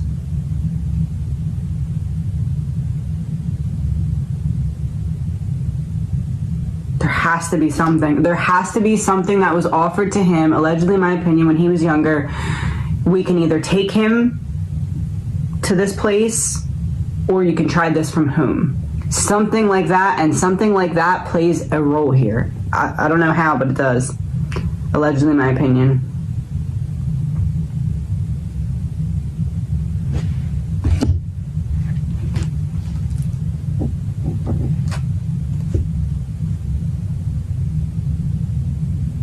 You know what's interesting? The H is missing from this. And it would be a capital H because the other letters were capital, so it'd be like that, but there's no H. So it's almost like how this H is there. It's almost like there's no H because there's no one side connecting to the other side, if that makes sense.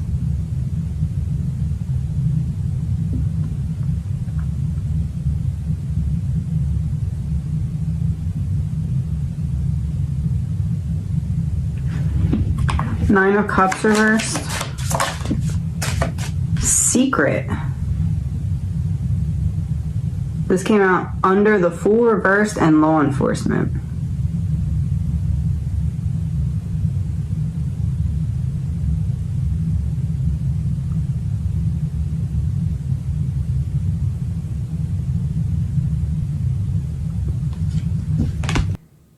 I'll give you a little sneak peek. They used LSD for the MK Ultra project. I'll give you one guess as to what year LSD was created.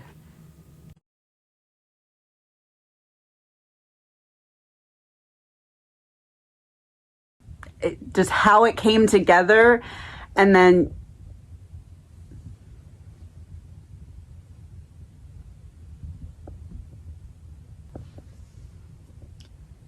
it's the Saints.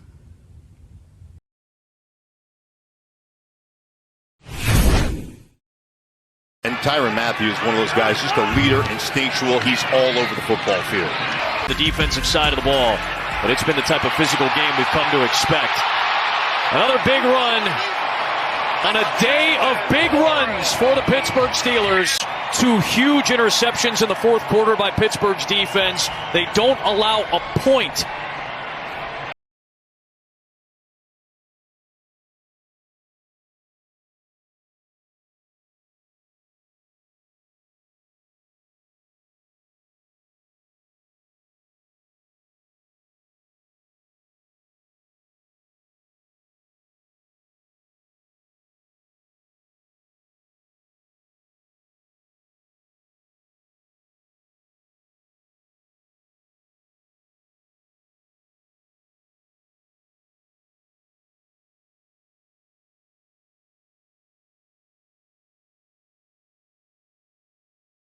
Because the Page of Swords in reverse is also gossip. So, like, one person telling another person, oh, do this, or oh. It's almost like he got a middleman to ask someone else to do it. Ace of Pentacles in reverse, lost opportunity, yeah. He paid, someone was paid. Someone was paid to either, maybe it was even just like, hey, I'm going to give you $100 to get Ethan as drunk as you possibly can so that he sleeps well tonight. That kind of thing. Or maybe it was trying to put something in his drink, or maybe it was trying to get him to not go home. I don't know, but something about Ethan not supposed to be awake and aware and present at that house at that time. He was not expecting it, and that's the only part of his plan that went wrong. And that would also explain him being, a lot of his classmates are saying that Brian was a lot more talkative and like lively, I guess you would say, in class after the murders. It's because he feels like he defeated the one person who was standing in his way of making this happen. Ethan. Especially because at that time, they weren't releasing anything about the car or the DNA. Death. So with Ethan, we have Page of Swords reverse, which is a lack of planning. He wasn't planning for him to be there. King of Swords in reverse, which is representing the control that the killer thought he would have if the bigger male Ethan was not there and it was just the smaller girls. And then we have the Death card, which is representing what happened. That's what ended up happening due to him being there and being present at the scene and taking away the control from the killer. And also the Ace of Wands is hesitancy. So it's almost like the killer saw him and was like not, maybe not, but like a, oh shit, my plans just changed kind of thing. Like if he were to come out of the closet and make a noise or trip over something and make a noise, that Ace of Wands to me is saying that was his moment eye to eye with Ethan. That was like, oh, my plans just changed. This just changed. I wasn't prepared for this. He exceeded his authority by giving emergency drugs and working in the ICU without a doctor. And VCH fired him. Without a doctor, he didn't have the doctor role, but was trying to work as a doctor. It's like he wanted to be more advanced than he was. Is this confirming that there was something in Ethan's system? 3 of Wands. Waiting for it to kick in. Waiting for it to work. Teamwork, working together. Different elements coming together. I believe that that's what it's confirming. That Ethan was something made it so Ethan was not able to fight back in the way that he normally would have otherwise been able to. And that connection, or like that element of it, is what's coming through the connection to someone else that Brian has in terms of getting something from them, or getting the idea of doing it from them, or maybe them finding a way to enact getting it into Ethan's system somehow.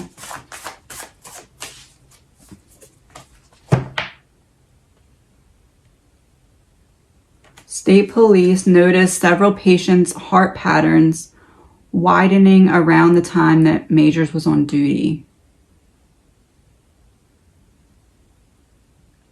Said that there were only 3 explanations: a potassium overdose, a sudden heart attack, or a large clot in the lung. So it's like they wanted to put something in his drink that would make him sick, but not too sick. Like, if, for instance, it wasn't like, if Ethan wasn't the original part of the target, it would be like if the next day he woke up kind of feeling fine and not realizing that something had been in there, so that he didn't look to where it could have came from, but then he ended up a victim as well because of whatever took place that wasn't supposed to happen. I almost feel like somebody didn't get the opportunity to like put something in his drink, for example, and like he was gonna leave and they argued with him so that he wouldn't leave right then, or something. Like maybe somebody else argued so that they would buy time. There's something about an argument having something to do with whatever happened at Sigma.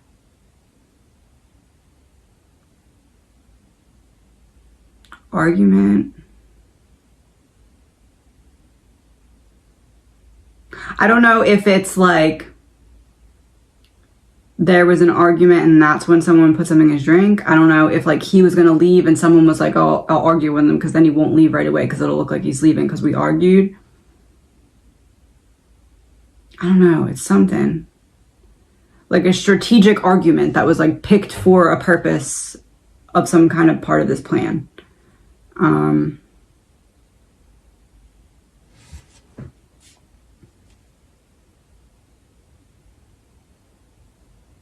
It's like somebody called him out for something. Somebody called Ethan out for something.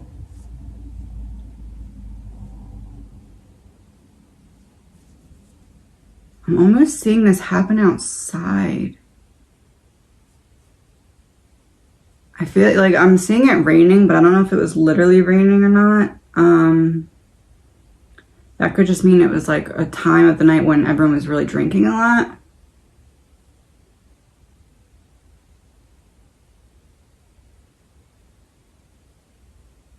I'm seeing it outside. Like it's clear as day seeing it happening outside. There's like an argument or a fight or something going on outside of, it's not inside. I almost feel like it's on a porch, like a porch with an overhang.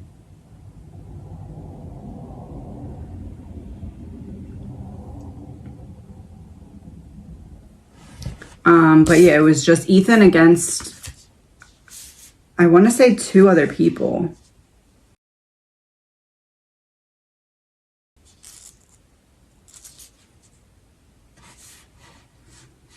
And the other people were just being immature because it was like picking a fight in order for something else. Like the point of the fight wasn't the fight. The point of the fight was, or the argument or whatever, was to allow for something else to happen. The person who put something into Ethan's drink, allegedly, in my opinion, has a connection to not only that female, but wouldn't get along that well. So him and the person who did put something in Ethan's drink that I feel happened, it's not like him and that third girl in the group are buddy. It's like they're like kind of like when you're in school and you get assigned a group project with someone, you're like, oh, this person, that's kind of the vibe between them. The female was gathering and passing on information that would the would-be acquaintances don't vibe together. Yeah, so it's like the like I said with the school group. 4 of Swords reversed, the Lovers reversed, and Page of Pentacles. So yeah, them not really being buddy, not really getting along. She's the one that is making it happen, giving the instructions or whatever. And then this is about kind of like pushing forward for things to happen. So how I said the female kind of pushed that fight to happen or whatever, so that those other steps could happen in terms of putting something in the drink and whatever was supposed to come from that.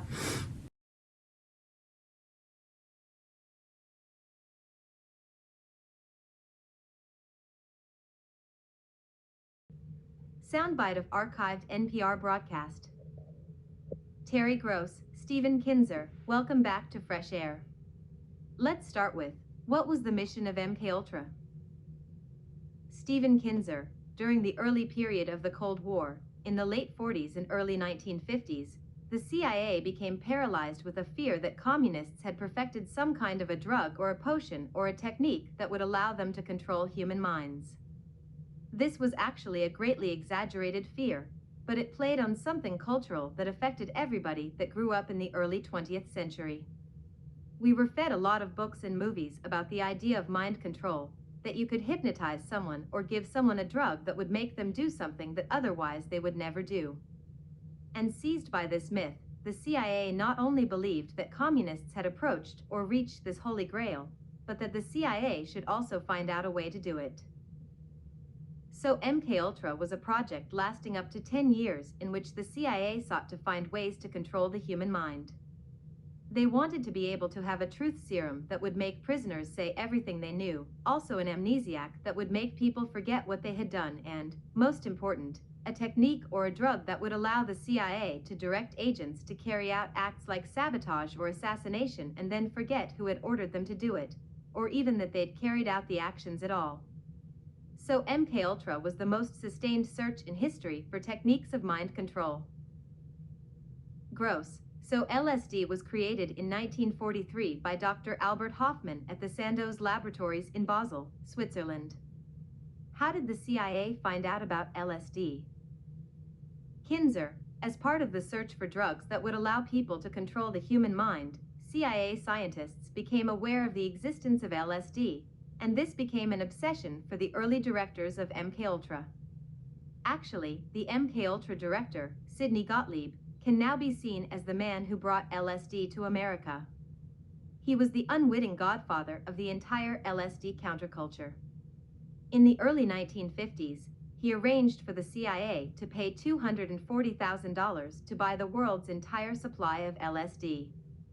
He brought this to the United States, and he began spreading it around to hospitals, clinics, prisons, and other institutions, asking them, through bogus foundations, to carry out research projects and find out what LSD was, how people reacted to it, and how it might be able to be used as a tool for mind control. Now, the people who volunteered for these experiments and began taking LSD, in many cases, found it very pleasurable. They told their friends about it. Who were those people? Ken Kesey, the author of One Flew Over the Cuckoo's Nest, got his LSD in an experiment sponsored by the CIA, by MKUltra, by Sidney Gottlieb. So did Robert Hunter, the lyricist for the Grateful Dead, which went on to become a great purveyor of LSD culture. Allen Ginsberg, the poet who preached the value of the great personal adventure of using LSD, got his first LSD from Sidney Gottlieb, although of course he never knew that name. So CIA brought LSD to America unwittingly. And actually, it's a tremendous irony that the drug that the CIA hoped would be its key to controlling humanity actually wound up fueling a generational rebellion that was dedicated to destroying everything that the CIA held dear and defended. Gross. Even Timothy Leary, who turned a lot of people onto LSD and helped guide them through trips, he found out about LSD because of Sidney Gottlieb. He wasn't part of one of the experiments, but what's the connection? Kinzer, you're absolutely right. Tim Leary, who became the great guru of LSD, first came across psychedelics through Sidney Gottlieb, although like all these other people, he had never heard Gottlieb's name because Gottlieb lived in complete invisibility. So Tim Leary's interest in psychedelic drugs was sparked by an article that appeared in Life magazine in 1957. It was about a couple of Americans who had gone to Mexico and found the magic mushroom that produces hallucinations. Leary was fascinated by this. He later went to Mexico, and before he ever tried LSD, he was using those magic mushrooms. What he did not know, and had no way of knowing, is that expedition to Mexico that produced the Life magazine article was paid for by Sidney Gottlieb and the CIA. It was part of his effort to test all kinds of substances, including naturally occurring ones like shrubs and trees and barks and mushrooms and fish parts and animal pieces, as possible tools for mind control. So it's not surprising that later on in life Tim Leary said the entire LSD movement was started by the CIA. If he had known better, he would have said it was founded by the CIA and, in particular, Sidney Gottlieb. Gross. So just so I understand this correctly, so the CIA basically set up phony philanthropic foundations which then funded university and college research, and it's through those research experiments that people like Ginsberg and Kesey and Robert Hunter got introduced to LSD. And the university researchers had no idea that their research was actually being funded by the CIA. Kinzer, I think that's largely correct. So Stanford University was running a program in which they asked for volunteers to come in and try this new substance. Allen Ginsberg was one of the volunteers, so was Robert Hunter. A similar set of experiments was going on at the Menlo Park Veterans Administration Hospital. That's where Ken Kesey took LSD for the first time. He was so excited about it he took a job in the hospital and began stealing the LSD to give it to his friends. That became the basis for One Flew Over the Cuckoo's Nest. So all of these original strands that came together in the 60s to produce this great countercultural revolt based around LSD can be traced back through these bogus foundations to the CIA and, ultimately, the director of MKUltra, Sidney Gottlieb. Gross. Now, there's a much darker side to this program because a lot of people who were being experimented on, they were prisoners. I mean, they had no idea what they were being given. One of those prisoners was the famous gangster Whitey Bulger, who was serving time then for hijacking a truck, and he was in the Atlanta penitentiary. So he actually wrote something describing his experience. Can you give us a summary of what he said? Kinzer, Whitey Bulger was one of the prisoners who volunteered for what he was told was an experiment aimed at finding a cure for schizophrenia. As part of this experiment, he was given LSD every day for more than a year. He later realized that this had nothing to do with schizophrenia, and he was a guinea pig in a government experiment aimed at seeing what people's long-term reactions to LSD was. Essentially, could we make a person lose his mind by feeding him LSD every day over such a long period? Bulger wrote afterward about his experiences, which he described as quite horrific. He thought he was going insane.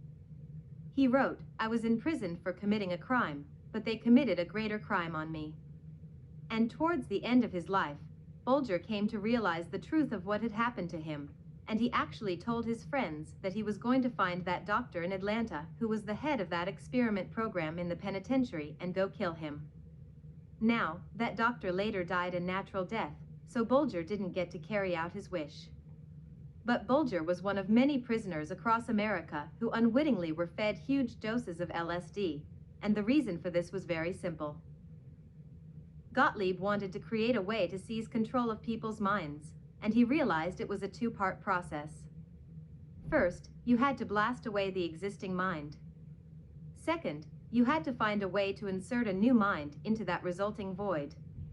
Well, he didn't get too far on number 2, but he did a lot of work on number 1, trying to find out how to destroy the mind of a human being, and that was the purpose of experiments that he carried out in prisons in the United States and at secret detention centers in Europe and East Asia. Gross. And he worked with some pretty high-class torturers, too, from one of the Nazi doctors and the chief poisoner from Japan during World War II.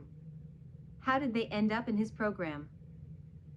Kinzer, one of the most remarkable discoveries that I made in the research for this book is that the CIA Mind Control Project, MKUltra, was essentially a continuation of work that began in Japanese and Nazi concentration camps. Not only was it roughly based on those experiments, but the CIA actually hired the vivisectionists and the torturers who had worked in Japan and in Nazi concentration camps to come and explain what they had found out so that we could build on their research. I was going to just pull some cards from this new deck I got, just like almost like a confirmation of the connection of energies between the Idaho 4 and this deck. And I originally wasn't going to share this. I was just going to do the card pull and then start work. But the cards that came out honestly blew me away. For example, I keep saying how Xana is that older soul, very highly advanced on a soul level. And this is the card that came out for Xana. So we see it's an older woman by like the gray hair, but she still looks very young in her face. And then we have radical self-love. So I just am I'm still getting to know this deck because it is a new deck. So I figured why not let you all get to know it with me. And I'm just gonna read the passages from each of these cards. So this is the first one we're looking into, and it's Xana's card. It says radical self-love. We can only receive love to the extent that we unconditionally love and live the truth of ourselves. And wow, if that does not describe the energy that I've been picking up for Xana this entire time, I don't know what would. I mean, it's spot on. The world and people around us mirror our relationship with self. All of the ways we mistakenly seek and rely on love from others and the world is made of the need to be in harmonious breath with the unconditional love that we, in essence, are. True self is the absolute, transparent connection with the pure love that spirit is. The self-love to be accessed within is unlimited and something that none of us ever needs to go without or be disconnected from. When we turn away from the unconditional love that we are and have to give and receive, it becomes suppressed energy that burns unhealthily. This is what hurts us and leaves us hungry for what is actually freely available to us in abundance. Nonetheless, what is our loving radiance gets unnaturally buried in the darkness of our inattention. This can only have adverse effects. To deny and subdue the radiant love, generosity, and kindness of who and what we are resonates with the following quote from the Gospel of Thomas. If you bring forth what is within you, what you bring forth will save you. If you do not bring forth what is within you, what you do not bring forth will destroy you. Until we embody just how radical and pure our self-love is, we are not entirely open to receive or vibrationally match to such unconditional love from others or the universe. The crone has shown up to assure you that there is nothing you have to do, be, or become in order to be worthy of unconditionally loving yourself as you are, just as there is nothing you have to do, be, or become in order to be worthy of breathing. All that is required is that you allow your breath to continue. It knows how. You do not need to do anything more. This is the same with unconditional self-love within you. It knows how to be the living breath of you in the world.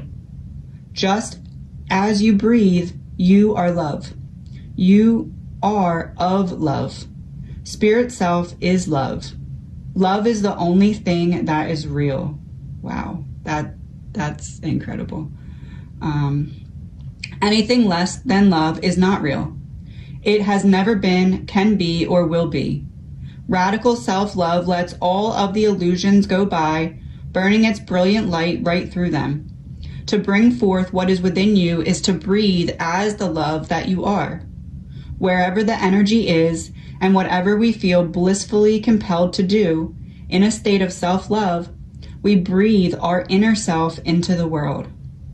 Radical self-love can be difficult to get our heads around and accept when what has been modeled to us growing up is contrary to unconditional love, acceptance, and positive regard. We may not even realize that we are worthy of respect and have the right to defend ourselves against all forms of poor treatment. Furthermore, regardless of our upbringing, we all, at some point, face a degree of challenge with honoring and owning the things about ourselves that we are inclined to despairingly compare with others, reject, dislike, or wish were different. An inner journey to love, acceptance, and compassion toward all of our perceived negatives, inadequacies, and failures in ourselves and others is what fulfills us by accessing the true love that we seek and, at heart, are. The question is, will we take it? This card encourages you to say yes and let go of all your self-judgment, shadows, and untruths, so that room can be made for all of your loving light to radiate through the rest of your life. The featured crone supports you in cultivating the strength required to love yourself for all that you are and all that you are not, to love all that you have done and all that you have not done. Wow, that makes me feel like Xana is very much in a healing mindset. That makes me very happy. To love all that you have struggled with and overcome, as well as all of the things that you still struggle with and may never overcome. It supports you to love what you are ashamed of or fear, and to love what hurts. Love all of your emotions. They communicate to you what matters most to you. Allow all of the love that you are unconditionally into you and your life. Once you experience wholeness within, healthy, loving relationships with others can come into your life. Wow, I feel like that's a confirmation that it's Xana. You will be able to receive them and the love that they are. The key is to love your differences and all the ways in which you feel you are not enough. Love that everyone else in your life is out of your control. Love the strangeness and the darkness. Love that love is the only thing that matters. The rest dissolves in its presence. Live from the white light of your heart's love and wisdom and watch its power shine through an illusion. Watch its power shine through all illusion. Love, love, love. Love is radical in the extent to which it loves you back. Now we're going to move on to Ethan's card here.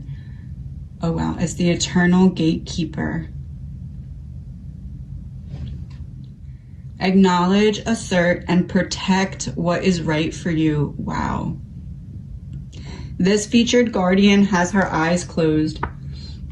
She makes decisions according to her spirit self's guidance and not based on external or societal influences and expectations. As a spiritual warrior, she tunes into her heart's rhythm to hear and obey her spirit self's voice. Simultaneously, she allows and denies access to multiple facets of herself and life. She walks forward and into greater clarity, while what is behind her further disintegrates. She deliberately co-creates her present with authentic intention by choosing to release herself from any reality that no longer serves her, and by boldly stepping into what does. The Eternal Gatekeeper supports you in practicing your right to change your mind at any point.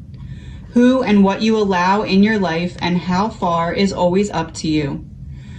Something that is right for you now may not be in 5 months, years, or decades. This is perfectly okay. This is the natural outcome to instances where growth transpires in a different direction from another, an organization, or a circumstance. It is okay to say no to what you have once allowed. If your body, spirit self, and emotions are a no, your heart's truth is no, despite any protests of logic. It can be challenging to do right by your authentic self, especially when it is not convenient and does not make apparent sense. However, the consequences of saying your authentic no or yes may not be as catastrophic or risky as you fear. If they should be, you are not obligated to justify yourself. You always get to choose how much access a person has to the domain of your heart, mind, body, energy, and personal space. Wow, why do I feel like that's confirming what we got in the reading about something happening at the party? You always get to choose how much access a person has to the domain of your body, energy, personal space. This is your inherent birthright. It has no exception. You are always free to invest in and withdraw from anyone, anything, any activity, or any place at any time. It may be a time where choosing again in areas that you are off your mark proves particularly pertinent. Check in with how aligned you are with your spirit self's truth. To recognize and take responsibility for making authentic and empowering choices is a gift to spirit self that keeps giving. The power and strength in seeing things for what they are and acting on them by making the right choices for you are fourfold. Fourfold, wow. It literally says fourfold. I didn't even know that was a word, I just thought it was tenfold. While a person, opportunity, or situation might be attractive and look good on paper, it will have adverse effects if it is not good and a true fit or right timing for you. Close your eyes, put your hand on your heart, and listen to your spirit self's truth. It is okay if it does not match cultural or societal norms. What is not right for you will never magically become right for you just because it seems as though it should. Every moment is an opportunity to choose again. To live in alignment with the light of your heart and spirit self is the greatest gift you can give yourself and the world. Now we're going to move on.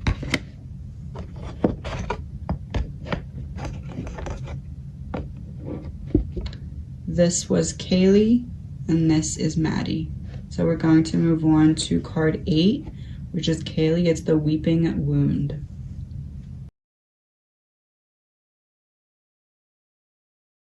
And then we have Maddie's card, which is assistance with access. And this is what made me feel like, okay, I actually need to share this. Madison wants to be the one to say it is the atomic bomb of information during the court case. Brian is waiting for the right time to play some kind of card, and Brian found a way to trap someone into helping him in some way.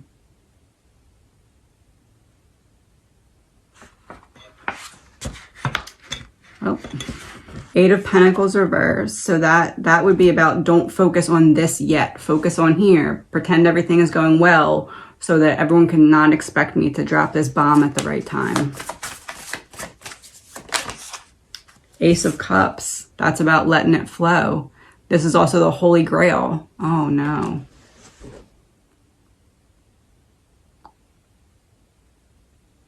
He has something. I don't know what it is, but he has something.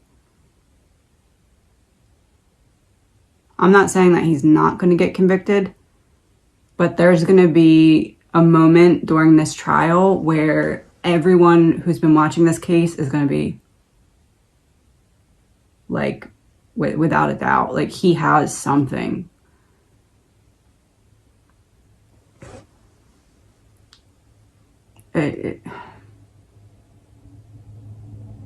Right, for some reason, okay, Maddie wants to be the one to say this. It's the atomic bomb of information during a court case. He has something that is an equivalent to an atomic bomb that he will drop during this case. It's almost like flying over.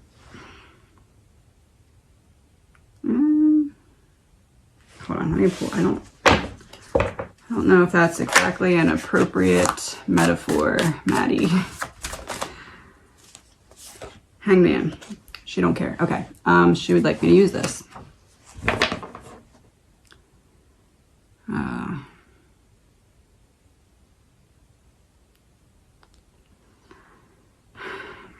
Okay. This is the metaphor that I'm being given. And for some reason, she wants me to say specifically by Maddie.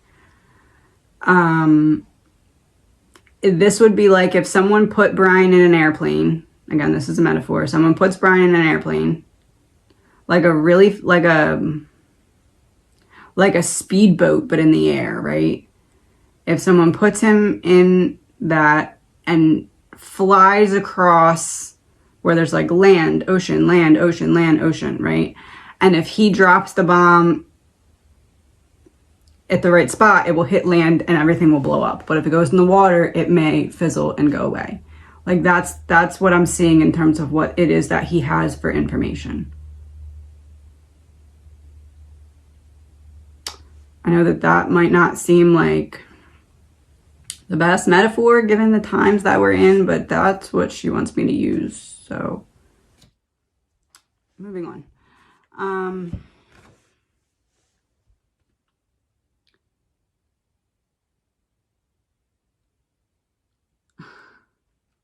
The police have some kind of hidden key that connects Brian. This is what made me feel like, okay, I actually need to share this, because if you look at the post that I wrote about my dream last night, I said that I believed that Maddie got up and opened the door of their bedroom when she heard the scratching and assistance with access and then the key. I just feel like it's like a little bit of a confirmation there. This one says, it is necessary to ask for and accept help in order to receive it, which also is very telling, because I believe that when they were at the bar that night, that's what they were doing, is that she was asking for help. Maidenhood is a time of limited autonomy. It is the budding stage of an underdeveloped mental, physical, and emotional capacity.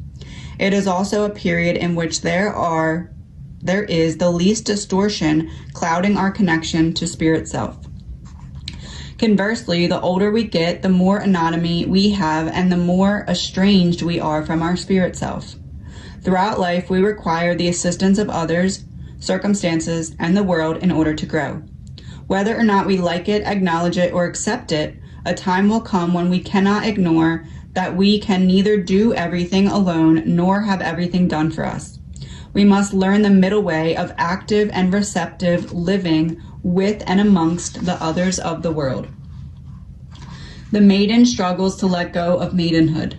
She clings to girlhood and steadfastly resists the onset of puberty that is propelling her out of the most insular chapter of life. Change is a process of decay, clearing, regeneration, and renewal through growth that is typically challenging, messy, and emotional. Like the maiden, we too can feel overwhelmed, confused, and even traumatized in the face of change. Even in instances where the change has been desired and self-initiated, it can still feel disruptive and like an intrusion. You may be at a point where something needs to give. There may also be a significant past change that remains unprocessed and therefore disruptively unassimilated to your current situation. Whether or not the impending or past change is wanted, be gentle and compassionate with yourself. Tend lovingly to any feelings of confusion, dislocation, fear, anger, frustration, or loss. Take the time to recognize and act on the choices you currently have and base your decisions on what will meet any needs that your adaptation process requires. Let go of what is letting go of you. Allow the tide of time to take what it wants back into the ocean of life and release any new treasures upon your shore. Always ask yourself, what is in my power to choose right now? What choice do I want to make here and why? Is this decision ultimately from a place of self-love? If you are not sure, ask yourself, is the choice aligned with what pure source love would choose for itself? So just one last point, I said in my readings that I felt as though there was this motherly energy from Maddie to Kaylee, and this is the end of the passage that I just finished reading, and that's the next page. Mother, it says phase 2, like moving into the next phase. Young adulthood, how we were talking about how they were kind of having one last hurrah before really stepping into that young adulthood role. Just feel like that's another sign from them. Put these back up so you can see them one more time. That was Ethan. And that was Sienna. Have a great day, everyone. Hello, hello. So before we go any further into the Idaho readings, I just wanted to make sure that I gave the best explanation possible for exactly why I'm doing things the way I am and what I hope to achieve by that. So I put together this little visual and I hope that this is helpful. So essentially, this big puzzle in the middle that you see on the screen is representing what happened and why. So that puzzle, once what happened, it became that white blank puzzle up in the corner. So it still happened, we just can't see exactly why or how, right? So now we're going to go to the next slide. So we're able to see the whole puzzle. What happens. We can no longer see the puzzle, and now the puzzle is in pieces, which is what we see here. Basically, these pieces of the puzzle are being represented by each individual Idaho reading that I've done. So imagine all of those readings, which are in this playlist here, all of those readings are this puzzle, this pile of puzzle pieces. So all of the individual readings, before I even had this plan in motion, all of those readings were throwing pieces of the puzzle into this pile. You'll notice that this is not, excuse me, this is not a blank puzzle. We can see the pictures on this puzzle, right? That's important because we're putting together pieces of the picture one at a time into this pile. Now, the next step of this process, after we've gone through all the readings, we now have all of these puzzle pieces in this giant pile.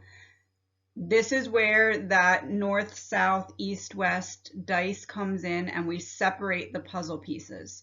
So essentially, we're saying with that die, with the die that, okay, this puzzle piece goes in this pile over here. This puzzle piece goes in this pile over here. That was that step. So that step, if you go in the Dropbox link, if you go to the link tree, it'll take you to the Dropbox. And in the Dropbox link, you can see up here, there is step 1, which is video outlines. And that is those puzzle pieces. And then the Idaho statement list is essentially where we begin to put everything into an organized list. And that list is what we then separate into these different piles. So after everything is separated into the different piles, then we go back into each individual pile and we start to put the puzzle together. So essentially, north represents one corner of the puzzle. Once we have all of those pieces put together in that category, that puzzle goes from being blank white to showing us the picture that it's trying to put together. So we take a section, for example, we take north, and we go through each line of north and do what's shown in these pictures, putting those pieces together. By doing that, we're creating a section of the puzzle that we can then see. It's not that blank white puzzle anymore. It becomes that picture puzzle where we can see what's going on. That is the step that is accomplished through this directional part of the reading. So the actual north, south, east, west isn't as important as these things go together in this corner. And when we figure out how they all work together, it allows us to see that section of the puzzle. So essentially we start up here in the top left corner. That is the whole puzzle. What happens, happens. And now we're looking at the situation from the outside in. So it's still that big puzzle, but it's white. We can't see what the picture is. In order to find out what that picture is, we need to take it apart, figure out what each individual puzzle piece is showing, and then put it back together. And that will give us the energetic picture of what happened. So we start in the top left, we have the full picture. What happens with the murders happen, and it becomes that middle top white picture. It's still the same puzzle, but we can't see what the picture is. Then we take each piece apart and we look at it individually and put it into that pile, which is right above me on the top right. After that, we have all these pieces in a pile. They each have a piece of the puzzle visible, but we can't see what they mean until we get them all together. So then we travel down to the bottom left, which is where we take that pile of puzzles and we see, okay, this goes in the top right of the puzzle. This goes in the top left of the puzzle. This goes in the middle of the puzzle. We're putting together pieces of the puzzle, and then we're going to put those pieces together. So we're essentially assembling an energetic puzzle that doesn't reveal to us the picture until we get enough of it together that it comes from that white blank puzzle and it transfers or transforms into the picture that we can clearly see. So I hope that this helps to explain. I think it's very important that you understand what I feel that I'm doing with the puzzle pieces, because that'll help it make sense, the process that I've decided to take this on. So essentially, we are taking a puzzle, and it's not our puzzle, right? It's someone else's puzzle. So we can't have access to that puzzle unless we figure out ourselves what that puzzle is showing. And the way to do that is to completely take the puzzle apart, figure out each piece individually, and then piece that blank white puzzle back together. But once it's all back together, it will show us the clear picture. Again, I hope this was helpful. I've been working on this for a little bit, trying to figure out how to convey to you exactly what's in my brain. I'm hopeful this does it, but if you have any other questions, please don't hesitate to ask.